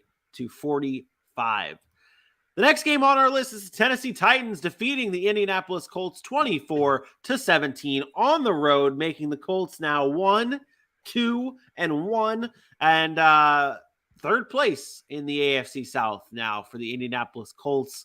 What is going wrong in Indianapolis, Aaron? What can you pinpoint one thing or another thing or a different thing? Can you pinpoint something that you can point to when you're talking about the Colts' struggles now 1-2-1, almost 1-3 to start the season? Yeah, well, they haven't been able to run the football as effectively as they did last year, and that's a huge deal. Outside of that first game against Houston, Jonathan Taylor has only had 54, 71, and 42 yards. And we know what this offense wants to do. We know this offense wants to be predicated on pounding the rock and then making play action, making big explosive plays on the outside with Michael Pittman. But they don't have the explosiveness on the outside of a Michael Pittman. And he's not really an explosive receiver. He's more of that sure-handed, get you a 15-yard dig, get you in the red zone, sure-handed kind of guy. So they're lacking explosive plays. And Matt Ryan has been sacked way too many times. He's turning the football over. And their offensive line is not as good as it's been in the past. And I mentioned this before with the loss of Mark Lewinsky and those guys, that just because you're once known as a great offensive line, a la the Dallas Cowboys, that can change in a heartbeat.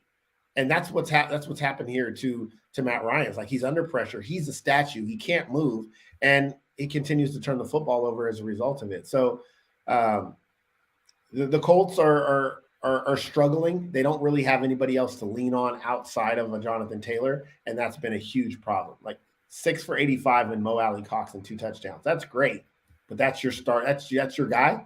That's the guy that you're relying on, because everybody else is 4 catches, 1 catch. Michael Pittman with 3. Like, who's the guy that when you need a 3rd and 6, who are you going to? That should be Michael Pittman, but it's not happening. So they haven't been able to sustain drives. It's just not a pretty sight on offense for the Colts. Yeah, and that's the thing. No one is really stepping up. No one is really jumping out and saying, okay, like, I'm going to go out there and make plays. It's tough times, I feel like, in Indianapolis. And like you said, I think we talked about it with there's 3 teams out there that success solely rely on giving the running back the ball. It is the Carolina Panthers. It is the Tennessee Titans, who in this game, we'll talk about Derrick Henry. It's the Panthers, the Titans, and the Colts. If you are not giving them the ball, if they're not touching the ball 20 plus times in a game, you do not stand a chance. Like, you're not going to win the game. And I said this earlier on in the show, and I'll reiterate it for everyone watching. I'm starting to go out on the Colts. I gave them the excuse early on in the season saying, okay, give them some time, let them figure out this offense, let them get into a rhythm. I know it's just 4 games in, but I have not seen many positive takeaways that can make me say, okay, let me hang on to this little narrative to say, okay, like, you know me, I'm an emotional takes. Like, You're an emotional asshole. Yeah. If I see something that I like, I'm gonna stick to that, and I'm gonna carry that on, even if it's making me blind to something that's actually happening. And that's what's happening with the Colts right now. There's nothing that I'm seeing that I can latch onto to say, okay, the Colts have been good. The Colts have given me promise. There's something, I said this last week. It's very consistent in the NFL. If you cannot create takeaways, which the Colts have been one of the league leaders over the past 2 seasons in turnover differential. If you do not create takeaways and you turn the football over, you are losing possessions. You are losing the ability to put points on the board. And that's exactly what's happened with the Colts. Number 2 in the league in turnover differential. But they're doing the same exact thing as the New Orleans Saints. 2 teams we both had really high to start the year. They're one of the worst teams in getting the ball, and then they're giving the ball away. And when you do that, I don't care what level of football you play, from junior, Mighty Mike, Pee-wees, little kid football, the thing you preach is protect the football and go take the football away, get extra possessions and sudden change. And the Colts have not been able to do that. They've been one of the worst in the league, and it's costing them. Yeah. Yeah. And now we get to see Joey B's Broncos here against the Colts on Thursday night on primetime football. 2 teams that have been underperforming and letting us down in terms of the Colts and the Broncos. We'll talk about the Broncos in a little bit, though. On the Titans side of things, they do get the win, and it's exactly what we talk about all the time. This offense and this team is dependent solely on how Derrick Henry plays, and he is my player of the game here. Shocker. I'm not changing it up. Derrick Henry, when the Titans win, he'll most likely be the player of the game because his stats look like this: 25 total touches, 147 total yards, a touchdown. He is this offense. I get it. They scored more points than that. I get it. Ryan Tannehill had 2 touchdown passes, but it's not. It doesn't mean anything because it's all set up by Derrick Henry. Tannehill. Yeah, everything is set up for Ryan Tannehill because of what Derrick Henry does. Like, I get it. Like, this is the 3rd highest completion percentage in a game of Ryan Tannehill's career. That's great. He only threw the ball 21 times, and Derrick Henry set them up perfectly for just about everything when you watch this game. Like, this is something that, like, this offense is Derrick Henry. This is why, I'm going to say it again. This is why Malik Willis should be starting for the Tennessee Titans. And I don't care that they got the win. Ryan Tannehill did what? He said, here, Derek, Here you Here, go. Derek. Here, Derek. Oh, play action. Oh, okay. I got a guy wide open. Let me dink it to him really quick. He'll go get some yards. Or play action at the goal line because you want to stop this 250-pound running back, and then you're going to just dump it in the end zone for the touchdown. Malik Willis can do that, but he also gives you an added dynamic on offense. This is Titans fans, push for it. They should boo Ryan Tannehill. I don't like booing players, but they should. The fans at the Titans Stadium should be on Ryan Tannehill every mistake he makes to force the hand of the Titans and Mike Vrabel to put in Malik Willis, because I'm telling you, this will be a much better football team because they will have a dynamic presence to go out and do something when Derrick Henry is stopped or they are only giving up 2 yards a carry when a defense just says, you know what, we're going to sell out. This is why. Cool. Congratulations on the win. You might win some more games, but as I told you at the beginning of the year, you ain't beating the Chiefs. You ain't beating the Bills. You're not beating the Chargers. You're not beating any of these high-powered offenses because they will just sell out to stop the run and force Ryan Tannehill to beat you, and he can't do it. So this is why Malik Willis should be the starting quarterback. I don't care about their win. That's a great win for the Titans. Yay. I didn't want this to turn into a bashing of the Titans. It's obvious. We've been known they say exactly that for the Titans here. But I want to note something here, though. I do want to note something that I want to appreciate with the Tennessee Titans, and it's the fact that they're getting the ball to Derrick Henry, not just in the rushing game. And I know he didn't have that many receptions in this game, but he was effective in it. He was effective with his receptions that he had. I believe he had I believe it was somewhere around 30 receiving yards in this game. That's what you have to do. Like, if you're not going to put the ball in Ryan Tannehill's hands to make plays because, well, he can't really make that many plays, you find ways to get your best players the ball. And, well, there's only one player on this offense that really can do anything, and that's Derrick Henry. So you give him the ball in the passing game, you give him the ball in the rushing game, and that's how you – But he's going to end up dying. It's going to be last year all over again. He's going to go 6, 7, 8 games. It's really unfortunate that that's going to end up happening, but it may, and we don't want to wish any type of injury on Derrick Henry, but – that's the only way this Titans team is going to win football games, in my opinion. You're not going to continue to give a guy 400 touches. It's not a sustainable success rate. So would you rather them not give Derrick Henry the touches than lose and figure out a way to learn how to win with a passing game, or do you want to just see them run Derrick Henry into the ground and then just win games? You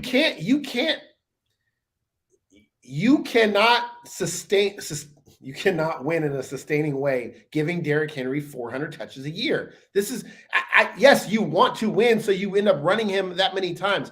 I'm sorry, where is Dontrell Hilliard, who's been effective at times? Why is he not touching the football? Dontrell Hilliard's not there anymore. Is he? What? No, never mind. Sorry, I'm thinking of Deontay Foreman. I'm sorry. Why not run other guys? And they have a good running game. You don't have to be effective with other guys as you are with Derrick Henry. We know that's not going to be the case, but you have to give the ball to other people. We're not talking fantasy football here. Fantasy football, yes, give the ball to Derrick Henry. You want him to get all their points. From a football perspective, you have to have other ways to move the ball. You can't just rely on Derrick Henry's running. And you brought up the passing game. I get it, but nobody's afraid of Derrick Henry in the passing game. Nobody's watching Derrick Henry go in the slot and run. Like, nobody cares. They whatever, you gave him 3 passes. Like, nobody cares about that. They are worried about him on the ground. You can't rely. Your offense cannot be built like that. Not with Ryan Tannehill at quarterback, because he's not dynamic enough. That's the problem. I get it. They're going to have to run Derrick Henry. But mark my words, by week 10, 11, he's going to be so worn down and beat up because he's getting older. The mileage on those legs are going to eventually give out. This is the conversation that we have with every running back of that style. It's the conversation we're having right now with Zeke. You have to split touches because he's not going to be as effective the more he continues to run at that pace. So, yes, in the short term, great. You might win some regular season games. But in the playoffs, it doesn't work. And that's the problem in Tennessee.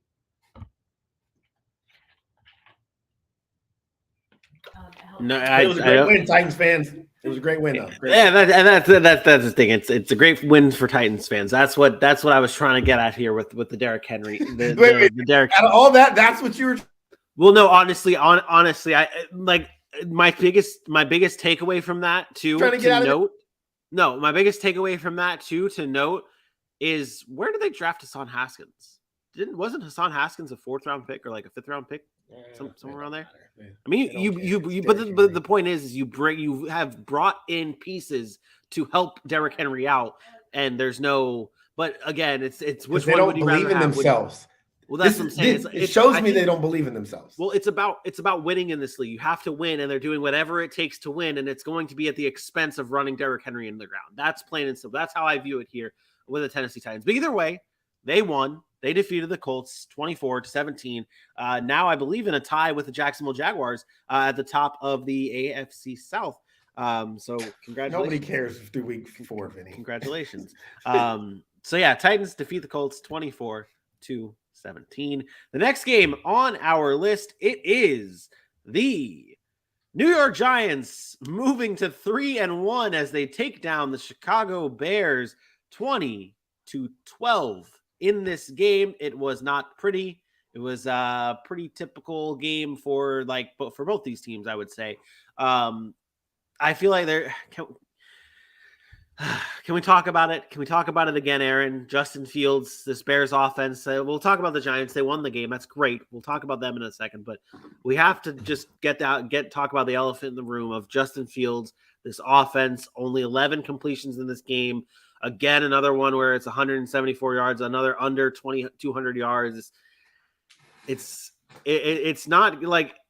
What do you want to see the Bears do? Do they need to fire Matt? Do they need to fire their offense coordinator? Do they need to fire somebody? Do they need to trade for somebody? Do they need to just wait till the season ends, move on from somebody? Like, what is the so like?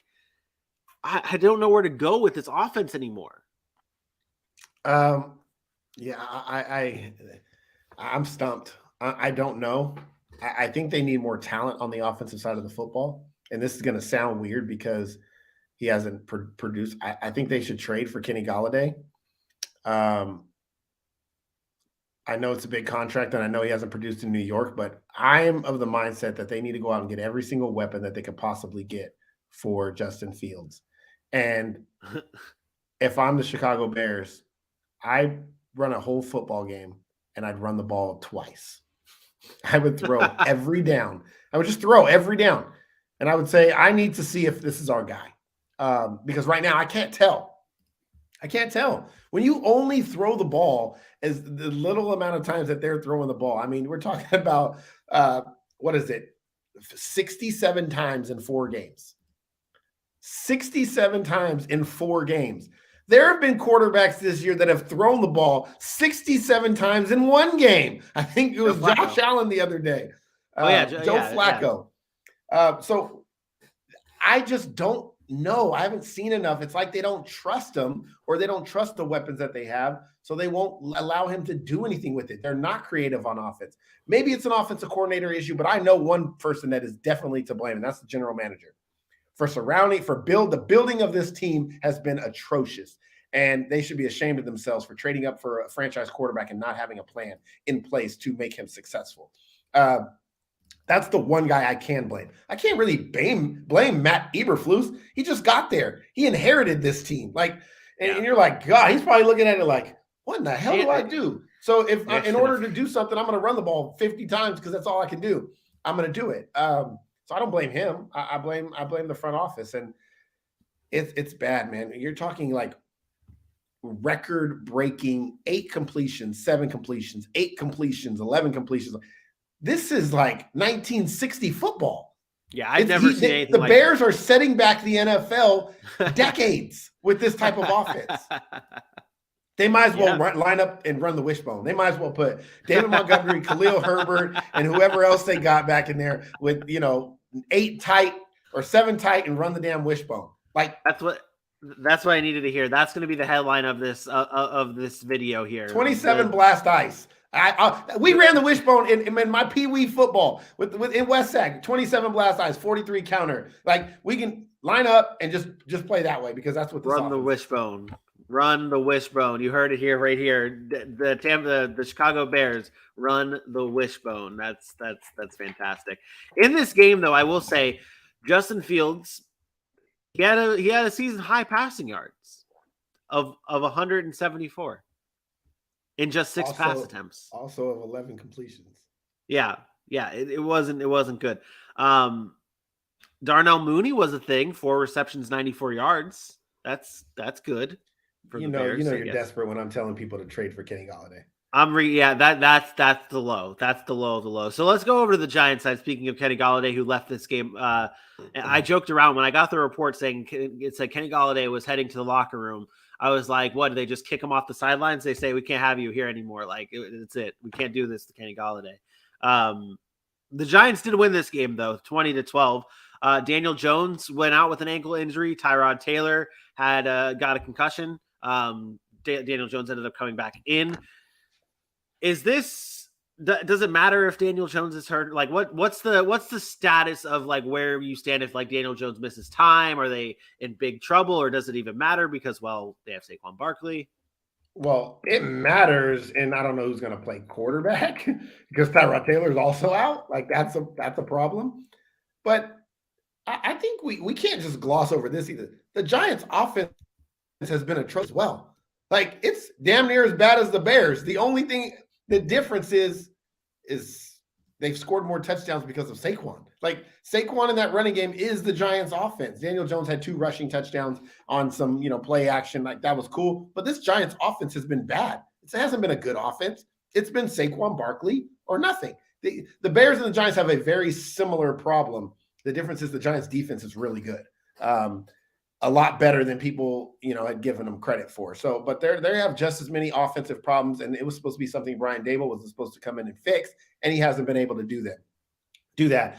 From a team overall perspective, he has them fighting, very similar to the Atlanta Falcons. So, yeah, they're buying in, and they do have some talent on the Giants. Like, we can see some talented pieces, but that offense has been broken for years now as well, and I think you're running into the same situation here. If it's not Saquon Barkley, good luck trying to be productive against good football teams. So yep. I told you guys I thought Tyrod Taylor should start from day one. I think he's a better quarterback. I think the problem is obviously he's hurt now, but I think he gives them the best chance to win games. And I'm not shying away from that. I would go back to Tyrod when he's healthy. Yeah, I mean, we had that thought earlier on in the season about talking about how Tyrod could give this team the best chance to win for the Giants. And it's similar to what I just said about Derrick Henry. My player of the game is going to Saquon Barkley because, well, he is this offense. This is the recipe for success. You just give them. This is the recipe for success for the Giants here. You just give Saquon Barkley the ball and let him do what he did. 31 carries, 2 receptions, 162 total yards. He didn't find the end zone, but he set the Giants up for the points that they got, the 20 points that they did receive. Saquon Barkley, my player of the game in a Giants win, 20-12 over the Chicago Bears. Bears. Next game on our list, it is the Jacksonville Jaguars falling to the Philadelphia Eagles 29-20. My voice cracked on that one. Oof. The Eagles defeat the Jaguars 29-21. This game was a rainy, very wet, sloppy game, and it showed in the 4 turnovers that Trevor Lawrence had in this, or the 4 fumbles that Trevor Lawrence had, 5 total turnovers in this game. It was not a very clean game from the Jacksonville Jaguars at all, and you can't really use that excuse because it was really kind of it was a pretty clean game from the Philadelphia Eagles. There were some moments, some fumbles from the Eagles, some moments, but other than that, the Eagles looked good in this game. And are you buying into what the Eagles have done this season? Are you there yet with them?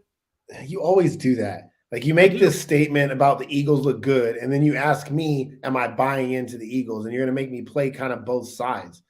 You do whatever you need to do. No, it's not playing. I mean, they're not even really playing both sides, but I got to call you out first because the Eagles, they did not play a clean football game. They got a pick 6 early. Jalen Hurts did not play that well. They were able to run the football. Like that was great. Defensively, they simplified it. They simplified the game. But that doesn't mean they looked good. Like you can't. You're putting me in an awkward position because I don't think that Philadelphia looked absolutely great in this game. What they did was they had less turnovers than Jacksonville. Like that's really what the difference of the game is. For 5 turnovers, for the Eagles to to really escape. Like Jacksonville still had a chance late to come back in that game. Is this just like the San Francisco game then, in the San Francisco Bears game in week 1, where it was like, okay, it was such a messy, sloppy game that there's not that many takeaways then from this game? Because really, if you do, I guess I was more in the sense of just watching this game as a Jaguars fan and watching my team lose. If you actually do think about it, the Eagles scored 20 points in the second quarter. That was the bulk of their game. They had 9 points in the fourth quarter, but really, other than that 20-point second quarter, it wasn't much. It was again the same thing the Eagles have done. The disappointment comes from when the Jaguars jumped out to a 14-0 lead in a sloppy game. You have to be able to manage that.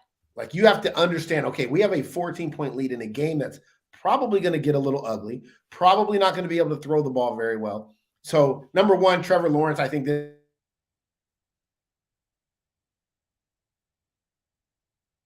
this comes to, I think, number one, it comes to Trevor Lawrence's inexperience in the fact that he has to do a better job of understanding, I got to get rid of the football. I have to protect the football. We have a 14-point lead. I need to be able to protect the football and punt. Protect the football and punt. When you turn over the ball that many times, the momentum, the short fields, like that matters in a game like that. And that's what was managed poorly in this one for me, for Jacksonville. Yeah, Philadelphia did what they had to do. They were able to run the football, and good for them. And they are a good football team, but it wasn't overly impressive from Jalen Hurts. The receivers did what the receivers did. They were okay, but they were fortunate enough to have short fields, to be able to take advantage of those sudden change and make and score off the turnovers and situations that were plus advantages for them. So yes, Philadelphia got the job done, but that's not what makes me think highly of Philadelphia. What makes me think highly of Philadelphia is because they continue to be successful on the ground, and their offense is an explosive offense. They're run, big shot, run, big shot. And I think that's a recipe for success when you have somebody with the mobility of a Jalen Hurts. So yes, I'm excited about Philly and what they're able to do, but this game did not really they're for real now. Like, this game wasn't their best game either. So I thought this game showed a lot of inexperience from Jacksonville, which is expected. They're young. And Trevor Lawrence, and this was the first time he was really exposed this year in that matter. He's just got to protect the football better and understand that that's the most important thing in these games. Yeah. And on the Jacksonville side of things, I am very, I'm not going to go into a rant or get upset and emotional about this, but I don't understand. And you brought it up. The Jaguars went up 14-0. I wasn't a big fan of the way the Jaguars offense called this game. The way this offense handled the game in terms of play calling, and I'm going to do this. You can yell at me all you want. In this game, the Jacksonville Jaguars and James Robinson had 40. James Robinson was on the field. His snap percentage was 47%. He was outsnapped by Travis Etienne. He only had 8 total touches in this game, and he was a big factor in your winning the game in the wins that they've had this season. I get it. He's not been the most efficient back when it comes to he's got a lot of big plays. He's got a lot of big plays that have really inflated his stats this season, but he's looked good doing it. He is your bell cow, 3 down, every down back. Travis Etienne is not it right now. And it just seemed like it was a very hard-headed play calling when it was rolling out Travis Etienne. I get it. He's explosive, and you want explosive plays in a game when you're matched up against another explosive offense. But James Robinson is your is your RB1. Give him the ball. He touched the ball. I believe he touched the ball once in the first quarter. This is what it was. He was touched the ball once in the first quarter. And then after that, I didn't see touches until the third quarter, until late in the third quarter. And you're wondering where he is. And it's like, I don't get how this game plan shifted from what they did last week on offense against the Chargers to what they did this week, where they're running more Travis Etienne and not James Robinson. Use Travis Etienne to spell J-Rob, not the other way around. Well, 2 things there. This is what you get when you get Doug Peterson, so get used to it. Not that it's bad, but Doug Peterson wants to throw the football. Despite what you may feel, he is a throw-first guy. James Robinson has been fortunate enough to be a part of a couple of games where they've been ahead at times and they've been able to get some carries. And the games have been really, really close and it's been effective and, all that kind of stuff. So the game script actually is not surprising for me because also remember week 1, he only had 11 carries against that Washington. He wants to throw the football. The disappointing thing is he's trying to throw the football in such poor conditions.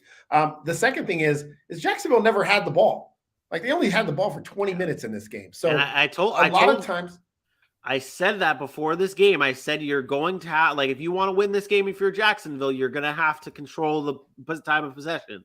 Well, expect that when you start as an offensive mind, when you start looking at a game like, man, our defense can't get off the field or we keep turning the ball over and they got more possessions, you think in the mindset of we have to push, we have to press and make things happen because we're not getting the ball enough. We don't have enough time of possession. And so you start seeing the dropbacks and the throwing and the throwing and the throwing. So I would say this is more of a one-off of a game call, like game plan for Doug Peterson. And maybe, he'll have to look at himself and adjust and fix that. But when you only have the ball for 20 minutes and only run 46 plays,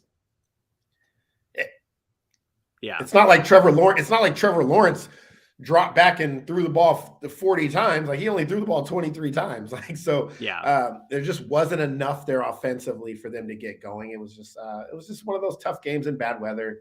I don't really look too much into it. It showed me one thing: Jacksonville is a much more competitive team this year. That's all it really proved to me.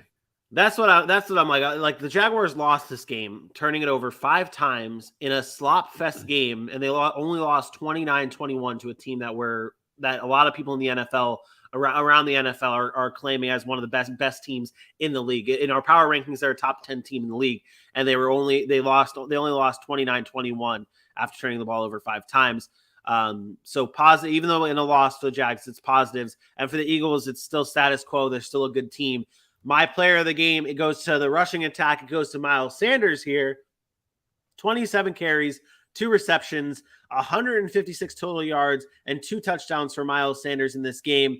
Last year, obviously, there was the chatter, of course, about how he wasn't getting in the end zone. Oh, man, this Eagles rushing thing doesn't have the rushing attack, the touchdowns for Miles Sanders were not there. In this game alone, he had more touchdowns than what he had last year. He looked good. The rushing attack looked good for the Eagles, and he is my player of the game. Miles Sanders, congratulations. The Eagles defeat the Jacksonville Jaguars 29-21. The next game on our list, it is the New York Jets defeating the Pittsburgh Steelers 24-20 on the back of a returning Zach Wilson in this game, 18 of 36, 252 yards, a passing touchdowns, a receiving touchdowns, and a nice little gritty for you, Aaron, for that receiving touchdown that he had in this game. It was good. It was a game for Zach Wilson. It was his first game back, obviously, after hurting his knee. What did you think of his performance in his return? I thought he did okay. I thought it's pretty much a standard Zach Wilson performance, what I thought from his first game back against a tough Steelers team on the road, mind you. I won't say I was impressed, but I was happy with what I saw. I watched him run around and make some plays, and really, as a quarterback that's so young, you're really looking for growth, and so we haven't seen him this year.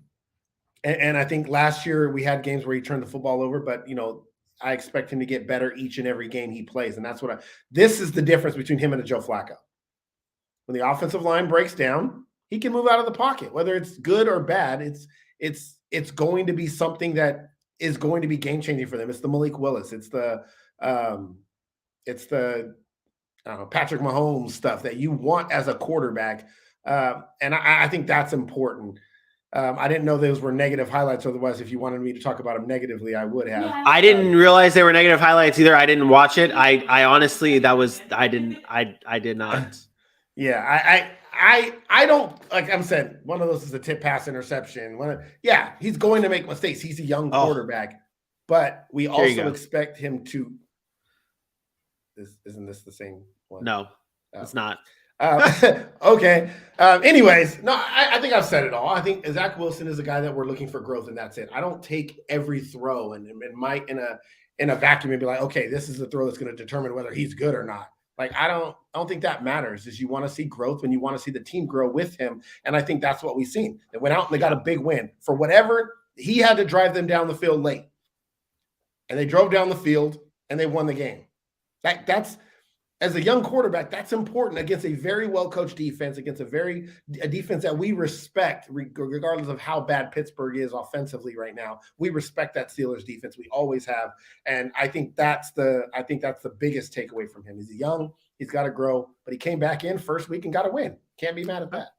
Yep, Zach Wilson coming back strong in his first game back. On the other side of this, it's the quarterback position that's taking all the headlines here. The Pittsburgh Steelers benched Mitch Trubisky in this game, brought in Kenny Pickett. I said before this game that I did not call this Kenny Pickett coming in this game. Well, maybe I did. I'll have to go back and check that. But I did say that if Mitch Trubisky struggles against the Jets, it's Kenny Pickett time in Pittsburgh. And he struggled against the Jets. Kenny Pickett came in. What were your takeaways from the Pickett start, and also the thoughts on maybe moving on from Mitch Trubisky, even though you are the quarterback killer?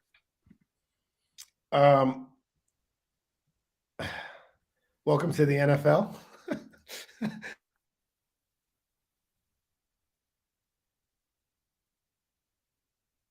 Things.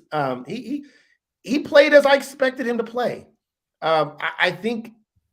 I think we're so excited to see these young guys, but we never want to. We're so quick to want to put them in, and then we're so quick to want to take them out and not give them the chance to fail. And I think this is the situation with the Steelers right now. So the Steelers are what? What's their record now? I don't. Steelers are 1-3. 1-3. And you're a great producer, so I know you'll have their schedule up for me soon. But I think there's a point in time where you chalk up the season. I don't know if that's right now for the Steelers. But I think there's going to come a point where you chalk up the season. I think that's the point Kenny Pickett needs to be on the field. Until then, I think it should be Mitch Trubisky. And Mitch Trubisky is not some world beater. I get it. But he's also not the reason that you're losing these football games every week. Yeah, he might not be explosive. Yeah, they can't move the ball in offense. But he's not turning it over crazy amounts of times. Like, it's just about it being explosive. And that's a lack of offense altogether. We'll get into the Najee Harris stuff. You look at their schedule. They got the Bills, they got Tampa, they got Miami, they got Philly. Are you sure you want Kenny Pickett to start his career at Buffalo, against Tampa, at Miami, and Philadelphia? I'm sorry, I do not.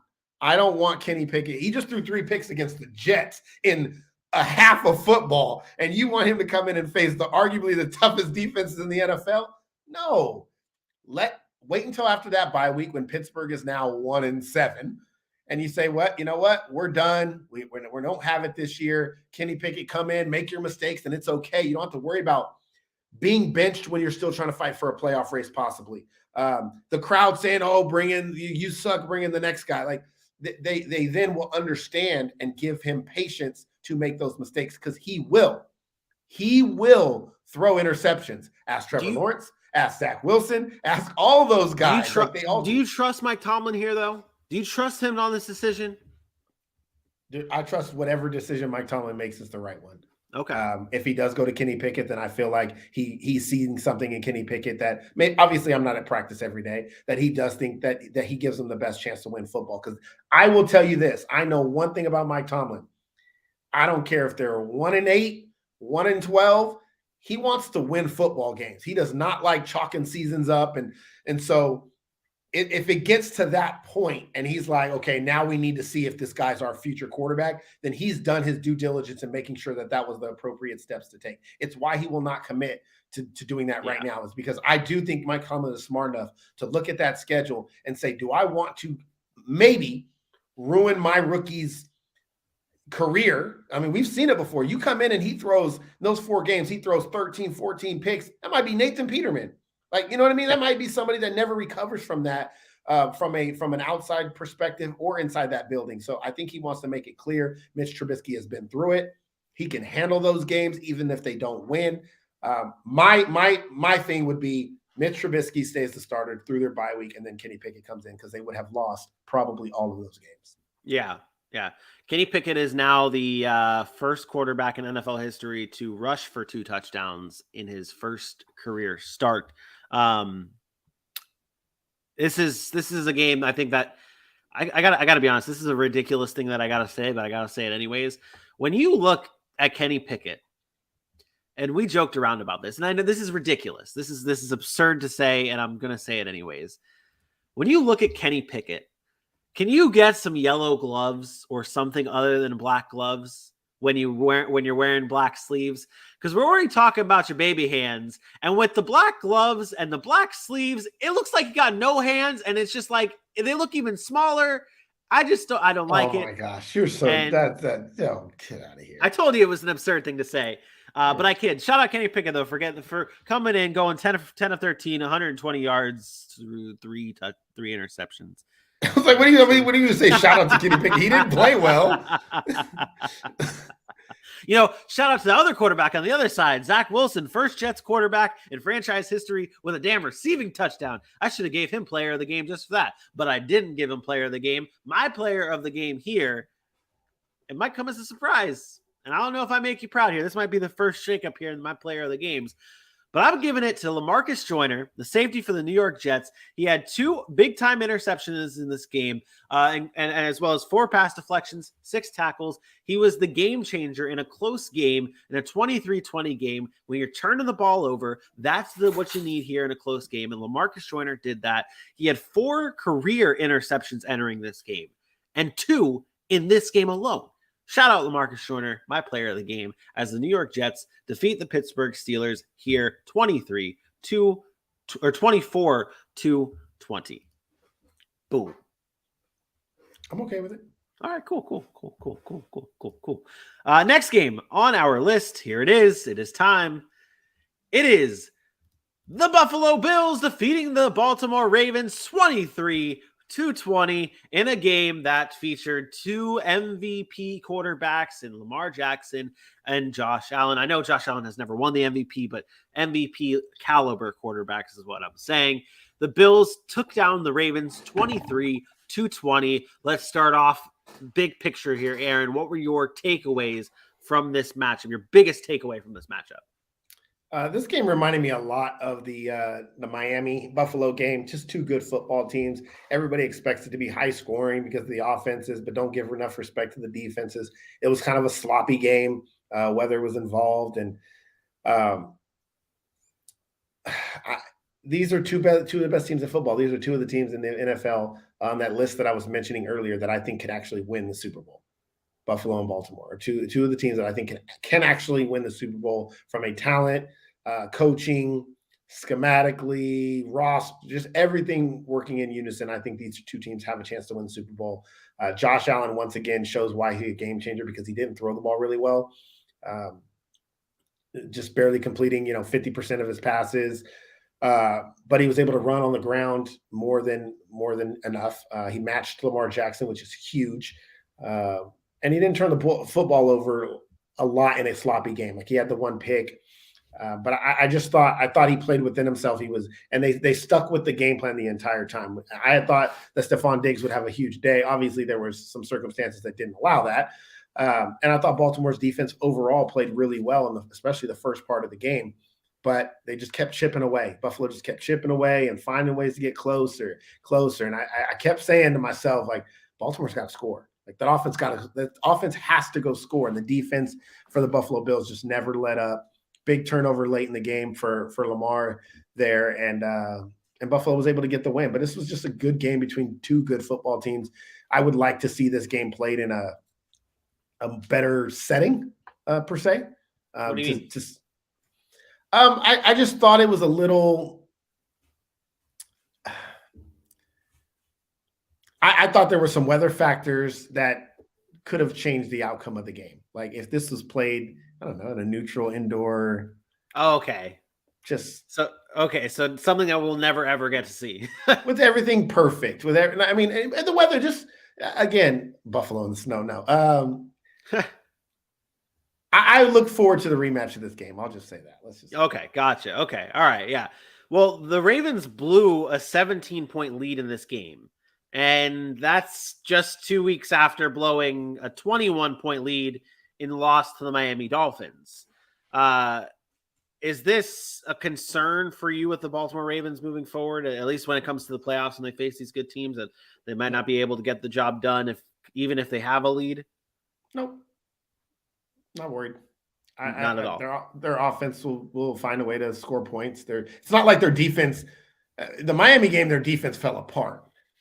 This game, it's not like their defense fell apart. I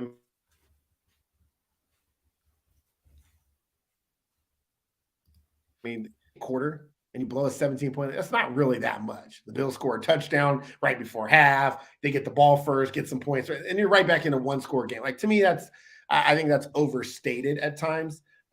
This wasn't 21 points in the fourth quarter of getting comeback. This game was, even though it was 20-6, this game was 20-0 in the second half. No, it was not. Yes, it was. No, it was not. Yes, it was. Dude, it was 20-10 at halftime. What are you talking about?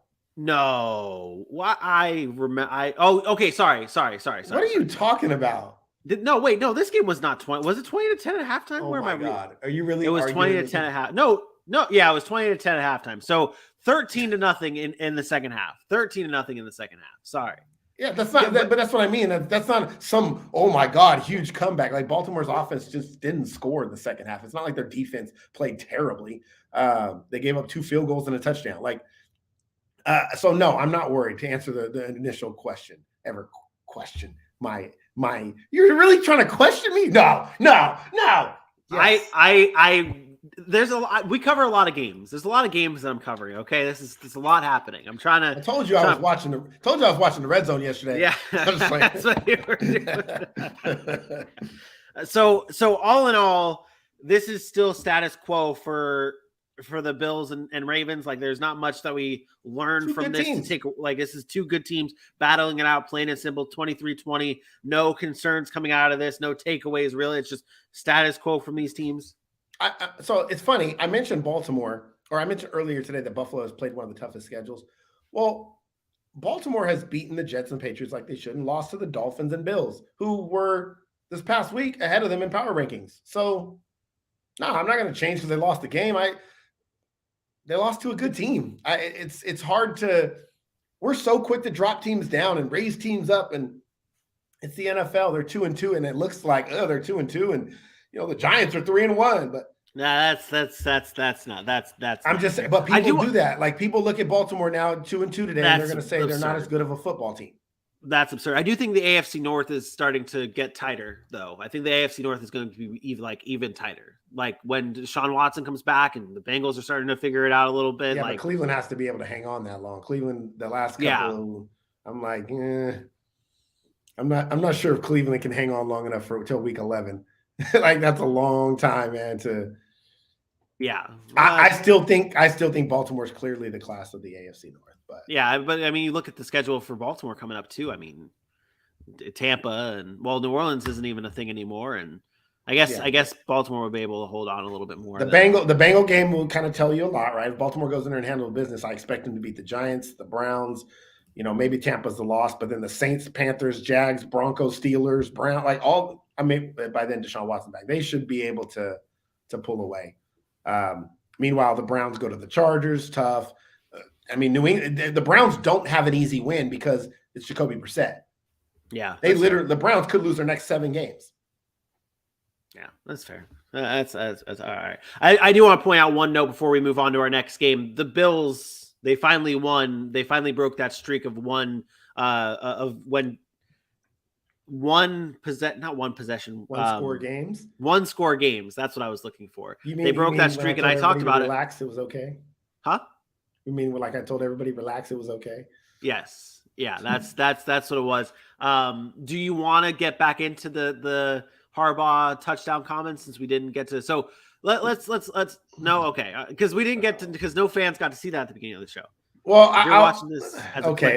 Yeah, that's true. That's true. All right, so let's talk about that. Let's kibosh this, because this is our Sac City game of the week, though. This was it. This is our Sac City game of the week. This was So let's talk about that decision at the end of the game from John Harbaugh to instead go for a touchdown instead of going for the points and a field goal. He said this after the game. Well, I felt like it gave us the best chance to win the game because 7, the worst that happens is if they go down the field and score, and I think we'll get them stopped. But if they go down the field and score a touchdown, the worst thing that can happen is that you're in overtime. But you kick a field goal there, now it's not a 3-down game anymore. It's a 4-down game. You're putting them out there. You're putting your defense at a disadvantage because they've got 4 downs to convert all the way down the field. And a chance to, again, score 7, and then you lose the game on a touchdown. So then the worst thing, the other thing, you think you're going to get the ball at the 2-yard line. So I'm very confident in our defense's ability to stop them down there with the ball on the 2-yard line. So we got them backed up if we don't get it. Didn't turn out that way, unfortunately, and we lost the game. So hindsight, you could take the points. But if you look at it analytically, I understand why we did it. Do you understand why he did it? Yep. I don't. The game of football has changed. Like, we can fight this aggressive analytics, number-driven decision-making all we want to. We can fight it, but it has changed. Like, these coaches are okay with going forward in certain situations. Yeah, they are. The one Russell Wilson, the very first week of the season. Oh, they should have let him go for it on 4th and blah. He's $230 million, blah. Why are you paying him? Well, we want the best players in the world to be in the best situation. We have to have trust in our ability to get things done. Confidence is a funny thing because we want to pick and choose when we have confidence in players. Everybody loves Lamar Jackson. Oh, yeah, he's great. But he threw an interception. So now, oh, wow, why didn't you just kick the field goal? No. Like, you can't pick and choose when you want it to be, when it fits the storyline that you want it to have. I have zero problem ever if a coach says, I want the ball to be in my best player's hands. Would Justin Tucker have made the field goal? Sure. Could Josh Allen have gotten the ball back, drove right down the field and scored a touchdown? Well, that's the thing. It's the exact opposite of what happened at the beginning of the season with Russell Wilson. It's like you took it out of his hands and you wanted it in his hands. It's the best play. You wanted it in the best player's hands. Baltimore did that. That's what happened here. They put it in their best player's hand. Although we cry about overtime rules. Overtime rules because you want the best player to have a chance to get the ball. Lamar Jackson's the best player on the field. Well, I think someone else on the Baltimore Ravens might have something to say about being the best player for the Baltimore Ravens, and it is their kicker in Justin Tuck. So maybe that's the stupidest thing I've ever heard. I know it was Lamar a joke. Jackson is the best. It was player a joke. On the it was a field, joke. It was a joke. It was a and joke. They gave him an opportunity. It's not about analytics. This is not a. Yes. It's not about analytics because analytics or millions of dollars. The fact is, Lamar Jackson is analytically the best player on the field. And should get paid the most money. Obviously, he's not right now because he doesn't have a contract. But he is their franchise quarterback. That's who I want to have the ball. That's it. There's no ifs, ands, or buts about it. It didn't work out. You know how many times I've watched him last year when they played Kansas City? It was 4th and 1. Did they punt the ball? It was 4th and 1 in their own territory. Did they punt the ball and give it to Patrick Mahomes? Nope. They said Lamar Jackson looked at the sideline, said, we going for it? Harbaugh said yes. They won the game. Nobody said nothing. It was like, yeah, that's what you do right there. Yeah, you go for it. Don't give Mahomes the ball. Don't give Josh Allen a chance to beat you. You take it out of their best players' hands and you put it in your best players' hands. That is the game of football in 2022. If you don't like it, that's on you. That's fine. You can fight it, but that's the game. Give it to the guy that you trust the most, and they trusted Lamar Jackson. It just didn't work out. Simple as that. And no argument here for me on that because that's where I would have done as well. Player of the game for this matchup as we round out this recap. It is someone who's not loaded up in here yet because he's StreamYard is doing things that is not great. Jesus. Let's see if I can get it right though. Let's see if I can get my player of the game correct. My player of the game is not someone from this MVP offense, and it's not someone from this other MVP. It's not from either MVP offenses. My player of the game right here is Jordan Poyer from the Buffalo Bills. No Micah Hyde on the other side of him because he's out from injury. So Jordan Poyer has to step up, and he stepped up big in this game. 6 tackles, 3 pass deflections, 2 interceptions on Lamar Jackson in this game, including that big interception in the end zone to seal the deal to make the win happen for the Buffalo Bills. Your big-time players have to step up on defense, and that's exactly what Jordan Poyer has done this season and did in this game. He's one of their best players on this team. This season alone, Jordan Poyer he's got 4 interceptions and has only allowed 3 catches when targeted. He has been a dog on this defense. He is my player of the game because he's impacting the game. He's changing the results of this game. I'm okay with it. Wow, I'm on a roll right now. These player of the games. All right, I think these games have been very easy to pick. Well, that's my last player of the game because my graphic system is completely down. I cannot make any more player of the game. So that's my last player of the game. Next game that we're covering is the Arizona Cardinals defeating the Carolina Panthers 26-16 in this matchup here between 2 former Oklahoma quarterbacks, 2 former first overall picks in Kyler Murray and Baker Mayfield. This game was, this is something that happened. This is a game that Cardinals won, Panthers lost. What were your takeaways from this?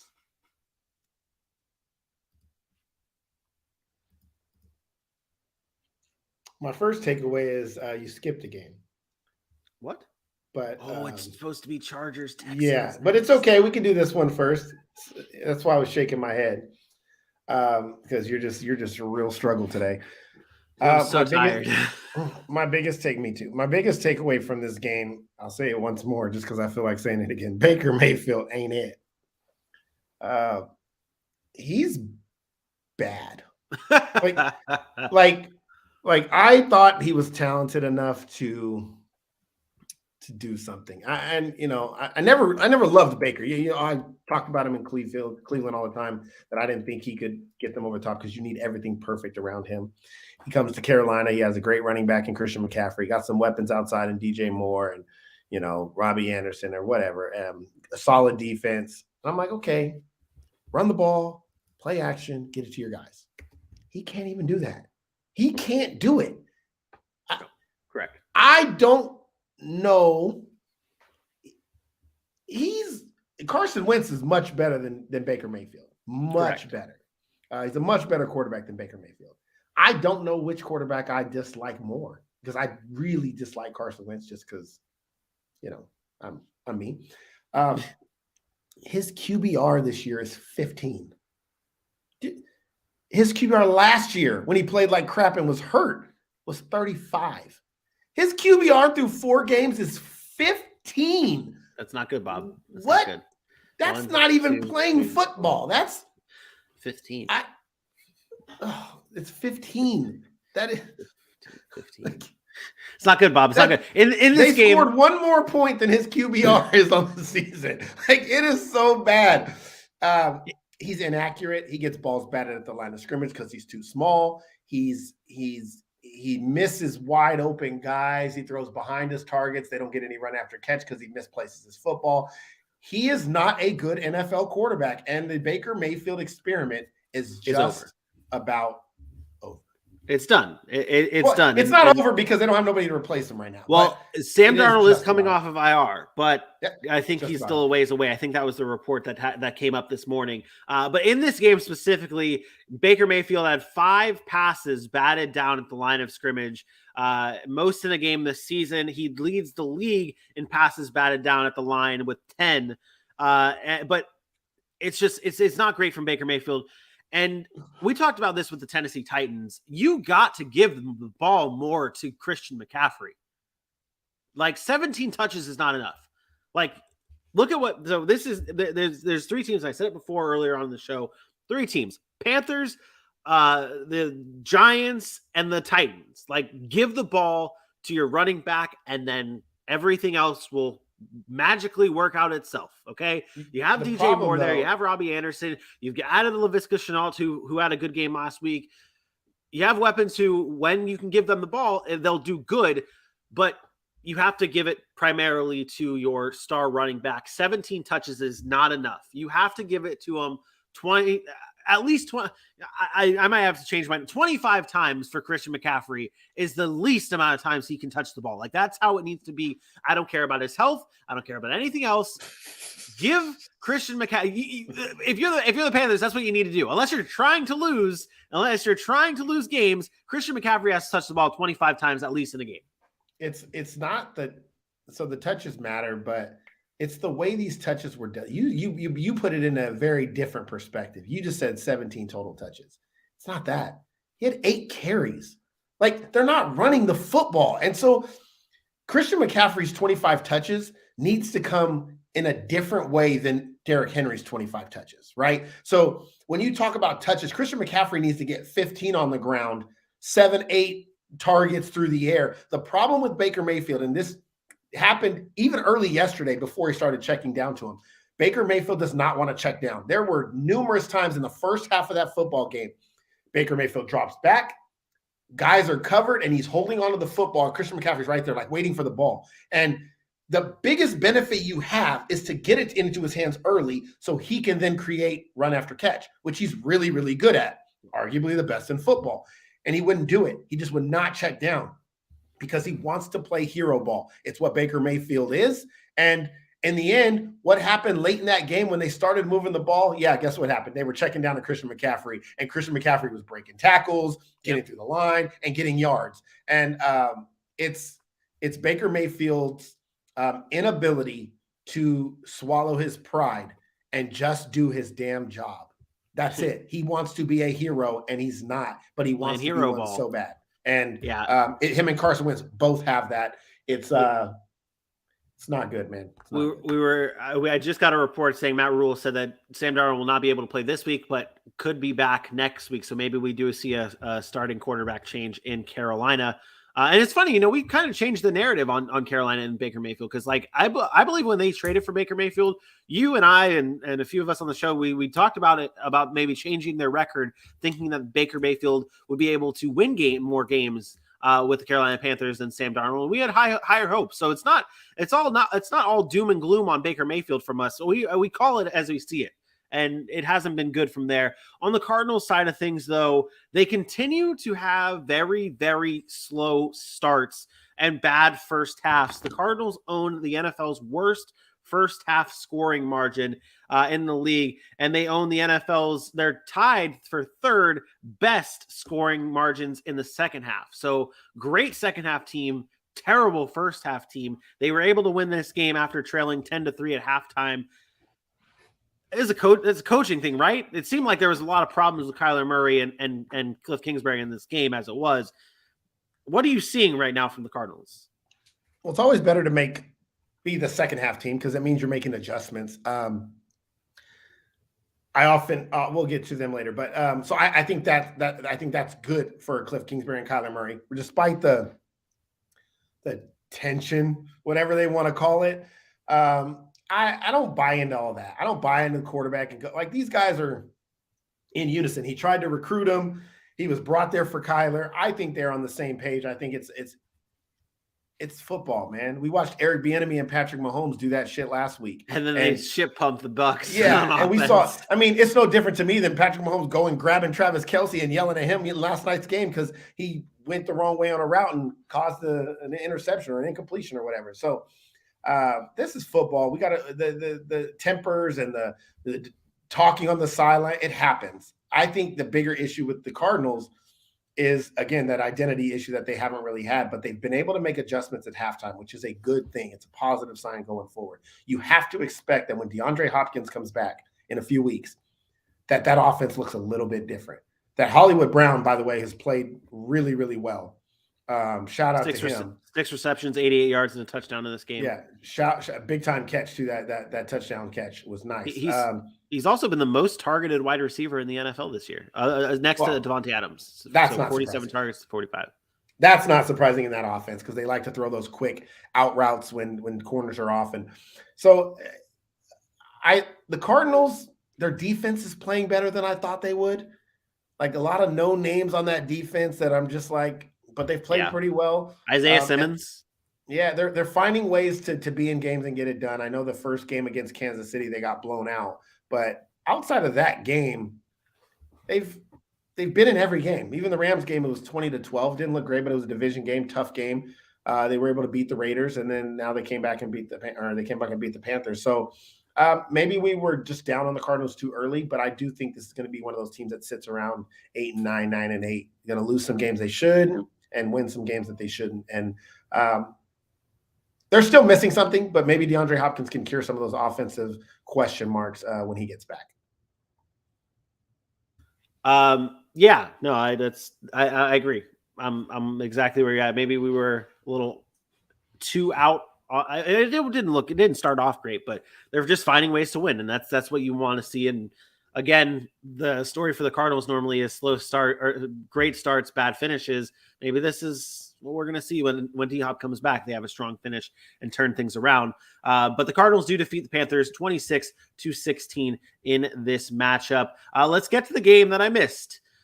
The Los Angeles Chargers taking down the Houston Texans 34-24 in this game, a bounce-back game from the Los Angeles Chargers after being taken down by the Jags last week. They bounced back on the road in Houston to take down the Texans. What were your thoughts? What were your thoughts from the Chargers in this game?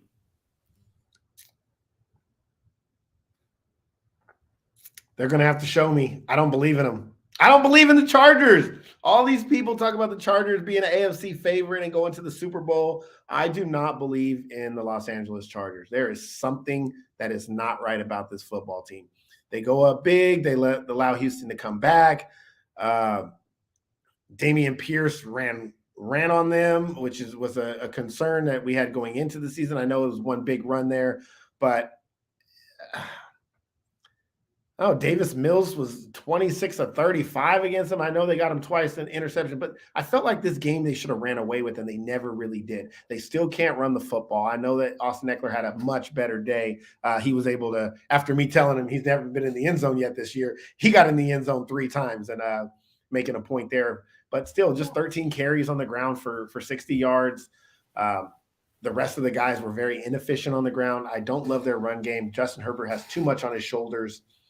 And Houston, once again, showed that they're a very competitive football team, by the way. So I think that's really what I took away from this game is Houston is a competitive football team and will be all season, and that the Chargers are still not to the level that we expect them to be at, or some of the people expected them to be at. They shouldn't have struggled in this game, especially after being up 27-7 at the half.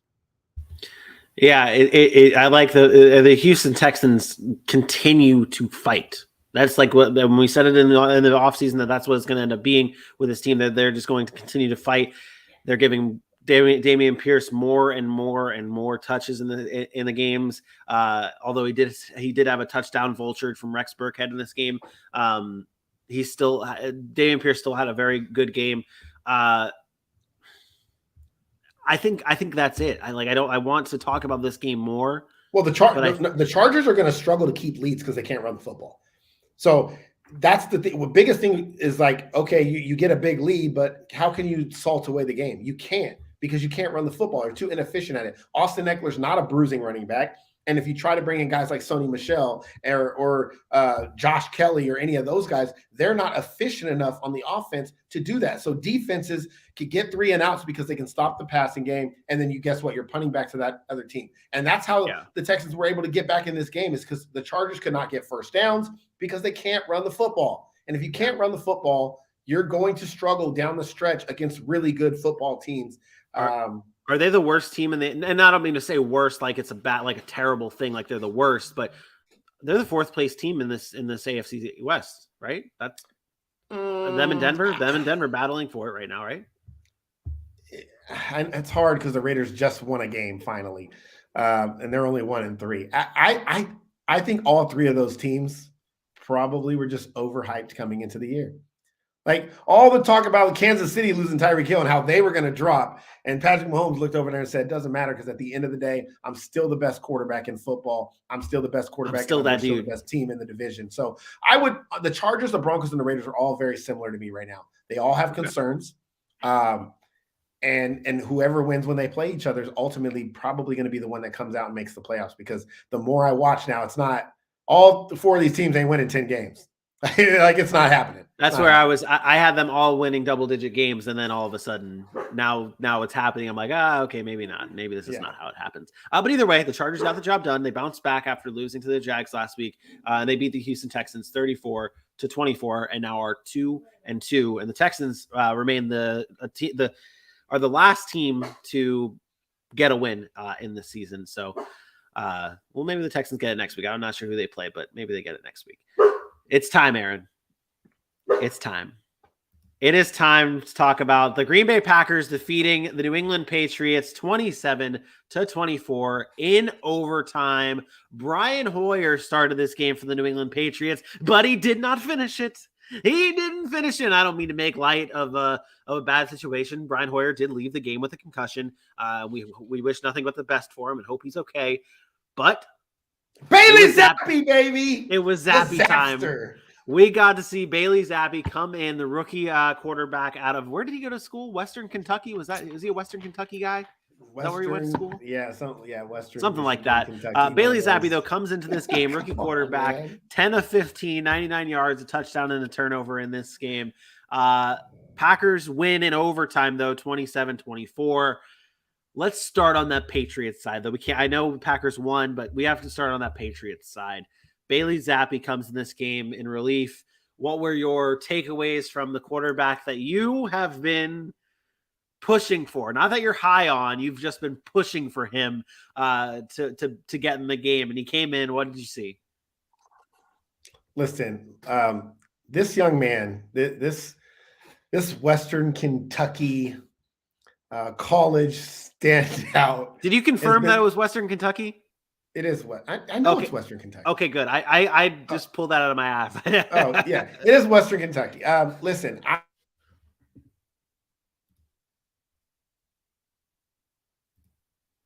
reason I am pushing for him is because I am not a believer in Mac Jones. Okay, I've said that a number of times. Look at that goofy ass smile on this guy's face.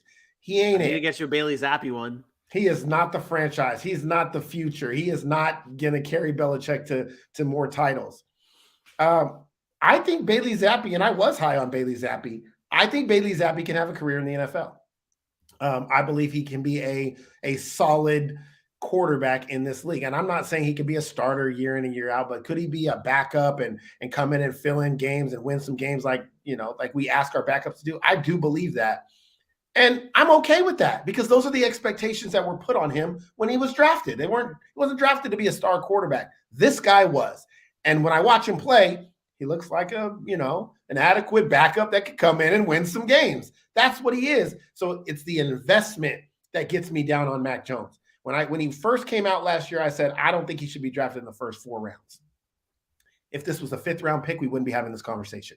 I'd be like, Mac Jones, cool, put him in their game, he's fine. But he is a first-round selection. You have to be better than that. And he has not been. He is not electric. He is not dynamic. He is not game-changing.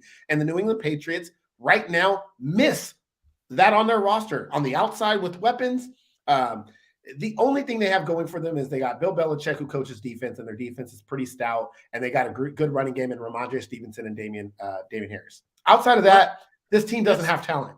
That's where it goes for when you're talking about the Packers in this game. People are talking about the fact that the Packers matched up against a Bailey Zappi-led Patriots team.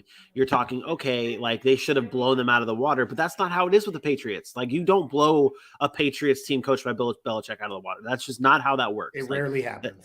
That's just not how that works. But on the Packers side, though, receivers looked good.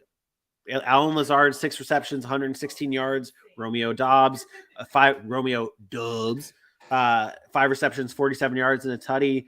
Big Bob Tunyon got a tutty in that game. Like this is good. This is good things for the Green Bay Packers here. And then you talk about the rushing game, 16 carries for Aaron Jones, 110 yards. Like this was a good performance from the Green Bay Packers offense in terms of productivity, but 27 points, took overtime. What were your takeaways from the Packers side of things in this close game?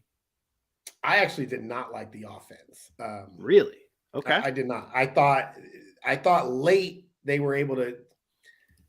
If you watch the game, you would think differently about this offense than you did if you actually just look at the box score. And I'm not saying you did this, but because I watched pretty much that entire game, pretty much that one in the afternoon. The offense did not look great early. Late, they were able to get some things going. You mentioned Romeo Doubs. Romeo Doubs actually, until that fourth quarter when he caught that touchdown, was absolutely nowhere to be found. And I was disappointed. Had a drop too. A fumble. He did not play well early in that game, caught the touchdown, and then late in that game, there were 3 straight passes that actually gave him his nice box score outside of the touchdown.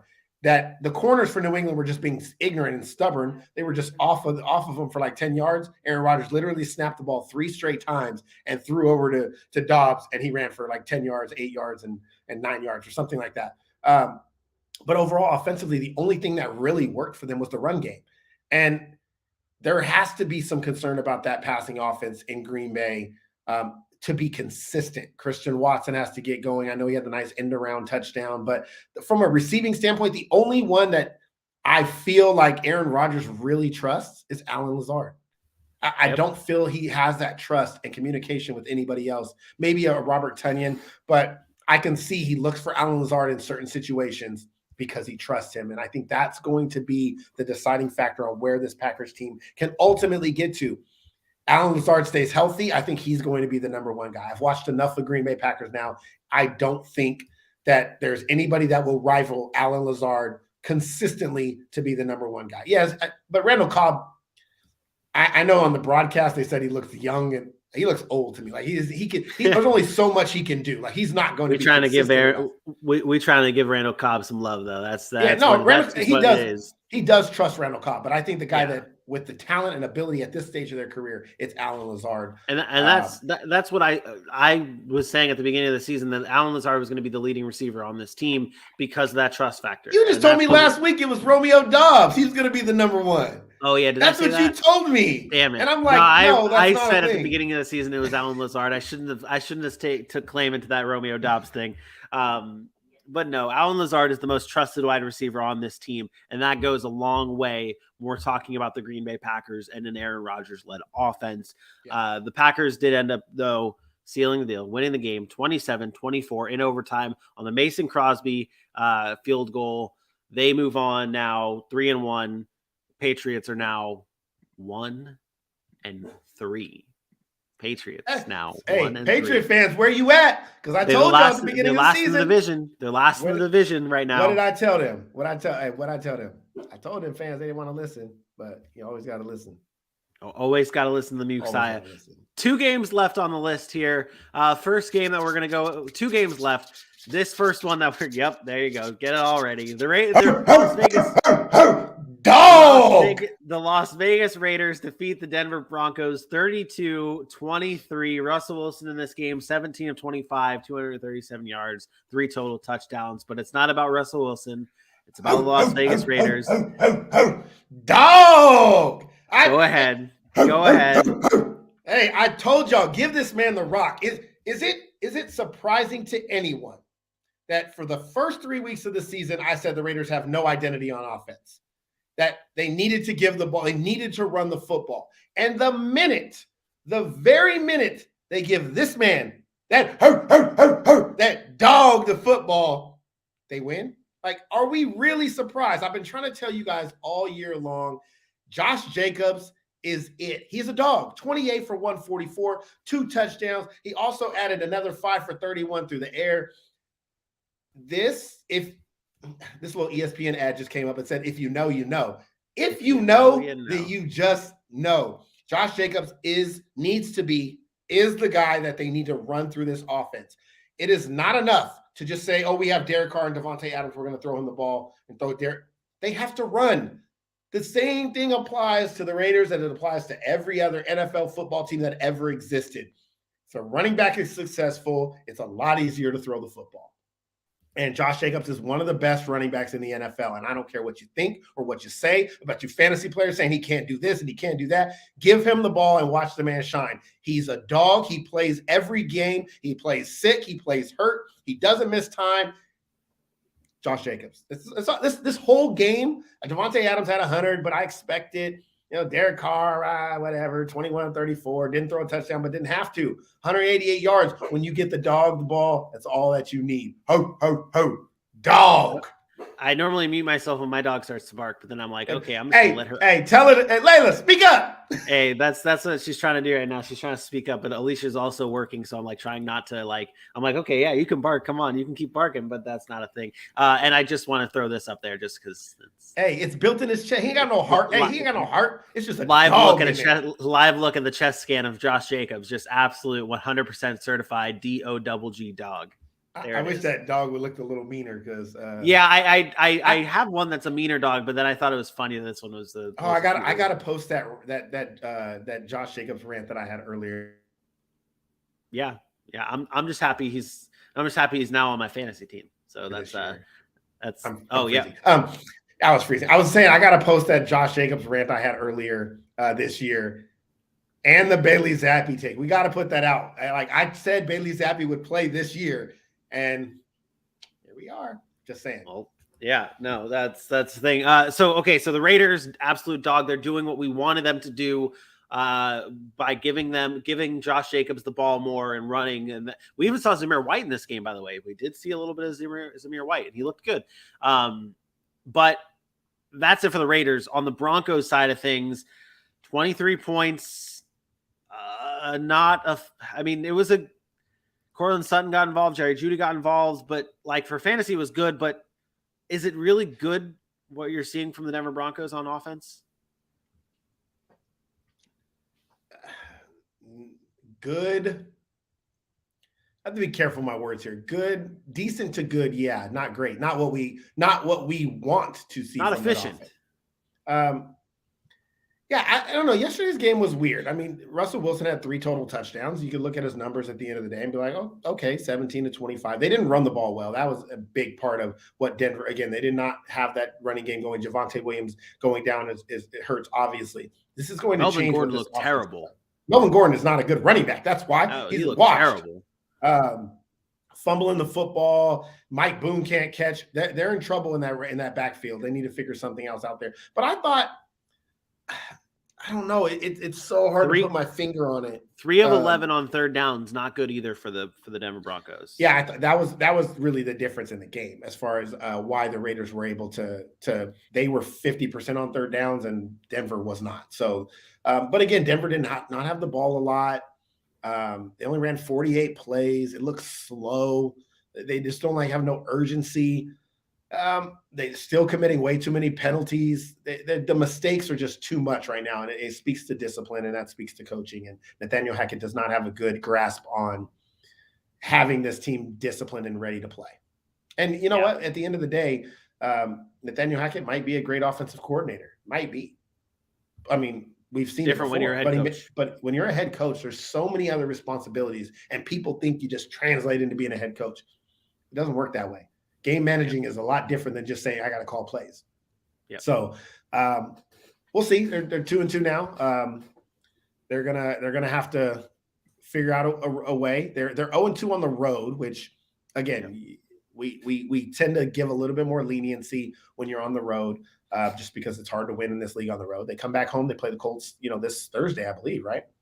Yeah. So they play them Thursday. They're going to be without some key pieces, and who knows if Melvin Gordon's going to be back on the field and running again. They're going to need him. So yeah, we might not see both top running backs in this game, but we might not see Jonathan Taylor. We're not going to. Javonte Williams not playing. I don't think we'll see either of them either. Yeah, so that it could be a very Matt Ryan and Russell Wilson, both that are being questioned right now. So which one's going to step up? We're going to continue the trend of shitty primetime football games. So we're going to. I think Russell Wilson has the advantage here. Yeah, I do too. I do too. I'm more. It's funny because, like I said, I gave the excuse to the Colts earlier, and I was hard on the Broncos.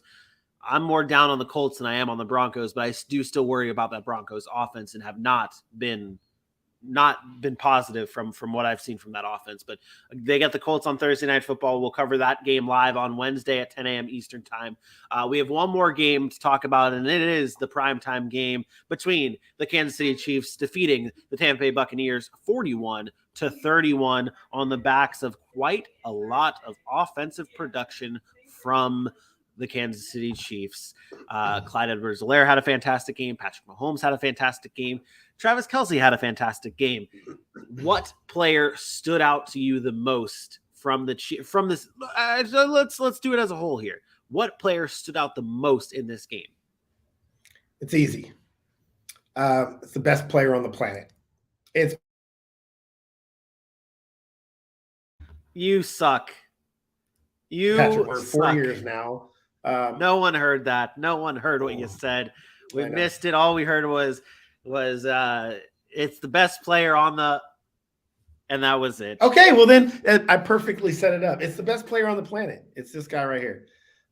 If there's anything I've said over the past 4 years, is that this guy is the best quarterback, best player in the NFL, and he's just on a different level. And if you want to argue with me about that, anybody in this world, we can have that argument, because there is nobody on the field that is doing the things that he's doing. And when Tyreek Hill was going to be like, well, he's losing his big weapon down the field, and now he's making Clyde Edwards-Helaire, who people called a bust, Marquez Valdez-Scantling, Juju Smith-Schuster, who couldn't do it in Pittsburgh. All of these players, he's making them relevant. And Jody Fortson and Noah Gray, and then you have the great Travis Kelce. But this guy right here, if he left the game of football tomorrow, he is a Hall of Famer. And not many people, after playing that short a period of time, can say that. But go look at the numbers, go look at the accolades, go look at what he's done for this organization and this team, and the way he plays football there is not a Chiefs game that I don't want to watch. I want to watch the Chiefs game because I want to watch that guy play football. Yep. He is game-changing, and that is just a special, special, special talent. Best player in football, hands down. I think he's what stands out on the field. I think he's my front runner for MVP. Like, hands down, I think he's number one on my MVP ballot. It's what I said about Aaron Rodgers doing without Devontae Adams. He's doing it without Tyreek Hill. Exactly. That's where it comes to with Patrick Mahomes right now, is he is doing it without, and like, he still has weapons. I mean, Travis Kelce is still the best tight end in the league, and arguably one of the best pass catchers. Like, when you group the pass catchers as a whole, bigger. Travis Kelce is the best tight end I've ever seen play football, and I love Tony Gonzalez. Like, from a receiving standpoint, there is nobody on the field that I've ever seen play the position like Travis Kelce. He is that good. Yeah, no argument here. No argument here for me on that, because he does it every game, and now you look at it, and I talk about Patrick Mahomes being the MVP favorite right now. Like, he's doing it without Tyreek Hill, and this offense does not have many big, like, star weapons other than outside of Travis Kelce, for at least for the pass catching position, and he's doing it all. And shout out Clyde, though, because everyone was all down on Clyde. He's a bust. Everyone, come on, man, shut up. Like, people were too much on Clyde this offseason. There's way too much, and he's showing right now that when he gets the ball, he is effective, and he's getting the ball more and more, and that was something that we thought could happen when we previewed the Chiefs without all the weapons, without Tyreek Hill being a factor here in this offense anymore. They're going to have to rely on more different types of people. And now Clyde is one of the biggest benefactors of that. On the Bucs side of things, though, banged up again. Chris Godwin got hurt in this game. I think he came back, though. Mike Evans looked great, but the Bucs fall short in this game. And what did you see from the Bucs as a whole? I mean, this defense, you chalk it up to, hey, you're playing Patrick Mahomes, right? That's not a thing, right? I'm honestly, I have zero takeaways from Tampa Bay. This was not about Tampa Bay. This was all about Kansas City. Tampa Bay is fine. Tom Brady, they're going to win the division because their division is trash. I have zero concerns about Tampa Bay being in the playoffs and having a chance to contend for a title. They're going to be status quo probably all year long. Sorry, I have to break this news. And I know, never mind. I shouldn't break this news on this game preview, but this is huge news for our live show. Javonte Williams suffered a torn ACL and his season is over. Yeah, that's what I thought it was going to be. When they said major knee injury, Man, I thought it was going to be that. man. That's it happens every year, you know. Unfortunate, but that's part of it. That's part of the game. And sorry, proceed with your Bucks takes. I'm sorry. Yeah, it's tough. Better early in the season though than late in the season. Now you know he could be back by next year and hopefully be back better than ever. But yeah, I don't have a Bucks take. I just wanted to go back to Travis Kelce and the Kansas City Chiefs. And I'm just going to spoil this now. They are going to be my number one team on Wednesday. And yeah, I'm moving the Bills down to 2. And the reason they're going to be my number one team is because the energy that is in that building from Travis Kelce, and this has nothing to do with football, but it'll speak to your heart. If you watched the post-game show on NBC when Travis Kelce came to the desk and was talking to Ronnie Harrison and Chris Collinsworth's son, Jack, I think his name is, or something Jack, like that. And the fans, everything, and the energy in which Travis Kelce speaks about his head coach, his quarterback, his offensive line, his defense, what their team is about, the leadership that he brings, the joy that he has playing the game. And it's like super infectious, man. Like I wanted to go out and be like, give me a helmet. I could play for the Chiefs tomorrow. Like that's the kind of infectious, just attitude that he has on that football team, and him and Mahomes together with that. To me, it's probably one of the most unstoppable forces that I've seen in this league in a long time. They talked about Ronnie Harrison's like, I don't know why they're not physical and double teaming you. And Travis Kelce said, yeah, you know, Rodney, that may be a thing. He's like, but I'll beat it. Like that. Like his mentality is he's that good. He's that good, and that he works that hard. And then you add Andy Reid on top of that. I talk about Detroit and like watching them play. There's no team I'd rather watch play in the NFL than the Kansas City Chiefs for a number of reasons. And they have 2 of the greatest players we've ever seen play football on the same offense, and their chemistry is undeniable. It's undeniable. It's special, man. I could go on for days about them, but I love it. Yeah, no, it's no arguments here on that. And then Patrick Mahomes, after that game, became the fastest player to reach 20,000 passing yards. The fastest player to reach 20,000 passing yards, doing so in 67 career games. The next closest was Matthew Stafford in 71 games. So 20K now for Patrick Mahomes in his career. And Travis Kelce moved into tied for 5th in terms of yards amongst all-time tight ends. So, and these guys are not even close to being done, hopefully, in their careers. So this is, I mean, when you talk about these guys are going to do damage that Travis Kelce is being compared to, you're talking about Tony Gonzalez, Gronk, Jason Witten, Shannon Sharp. Like, the man is on pace for another 1,000-yard season. That's it. It'll be 3 straight 1,000-yard seasons for Travis Kelce for a tight end since 2016. And then 2 years before that, it was no slouch either. It was 862 and 875. And those were his first 2 years in the league. So he's unreal. He is that dude. That was the kids would say now. But yeah, no. So that's it. Status quo for the Bucks. Chiefs are very good. That does it though for another episode of the Sack City Podcast. That does it for our recaps, our game by game recaps. If you missed a single one or you want to go back and watch again, check us out on YouTube at the Sack City Pod. They will be perfectly clipped for your viewing pleasure. On there, available for you whenever you want to watch at the Sack City Pod on YouTube. Aaron, that's it, buddy. We did it again. I feel like these shows are getting longer and longer. I just want to say to these fans, we originally came into this season and said we were going to make each recap like 5 minutes. And then we said 7 minutes, and that was with a highlight and with the player of the game and play of the game and all this stuff. And we continue to talk about these teams for 10 plus minutes on all of them, about these games. And it's just because we're that passionate and we love football that much. And we want to bring you the best quality content we can possibly give you. So to sit here for 2.5 hours, 3 hours without getting paid and talk this stuff, share the show, man. Subscribe, share the show, let people know. We'll talk about their team. If they want something specific, hit me up. We will talk about anything. Make it happen. Another late bit of news.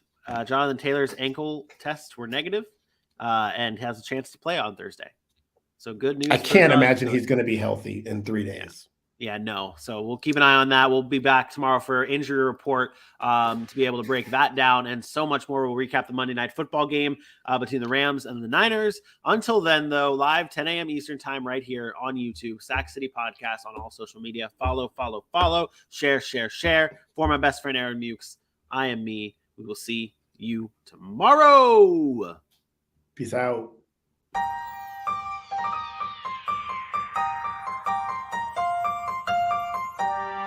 Josh Jacobs is a dog.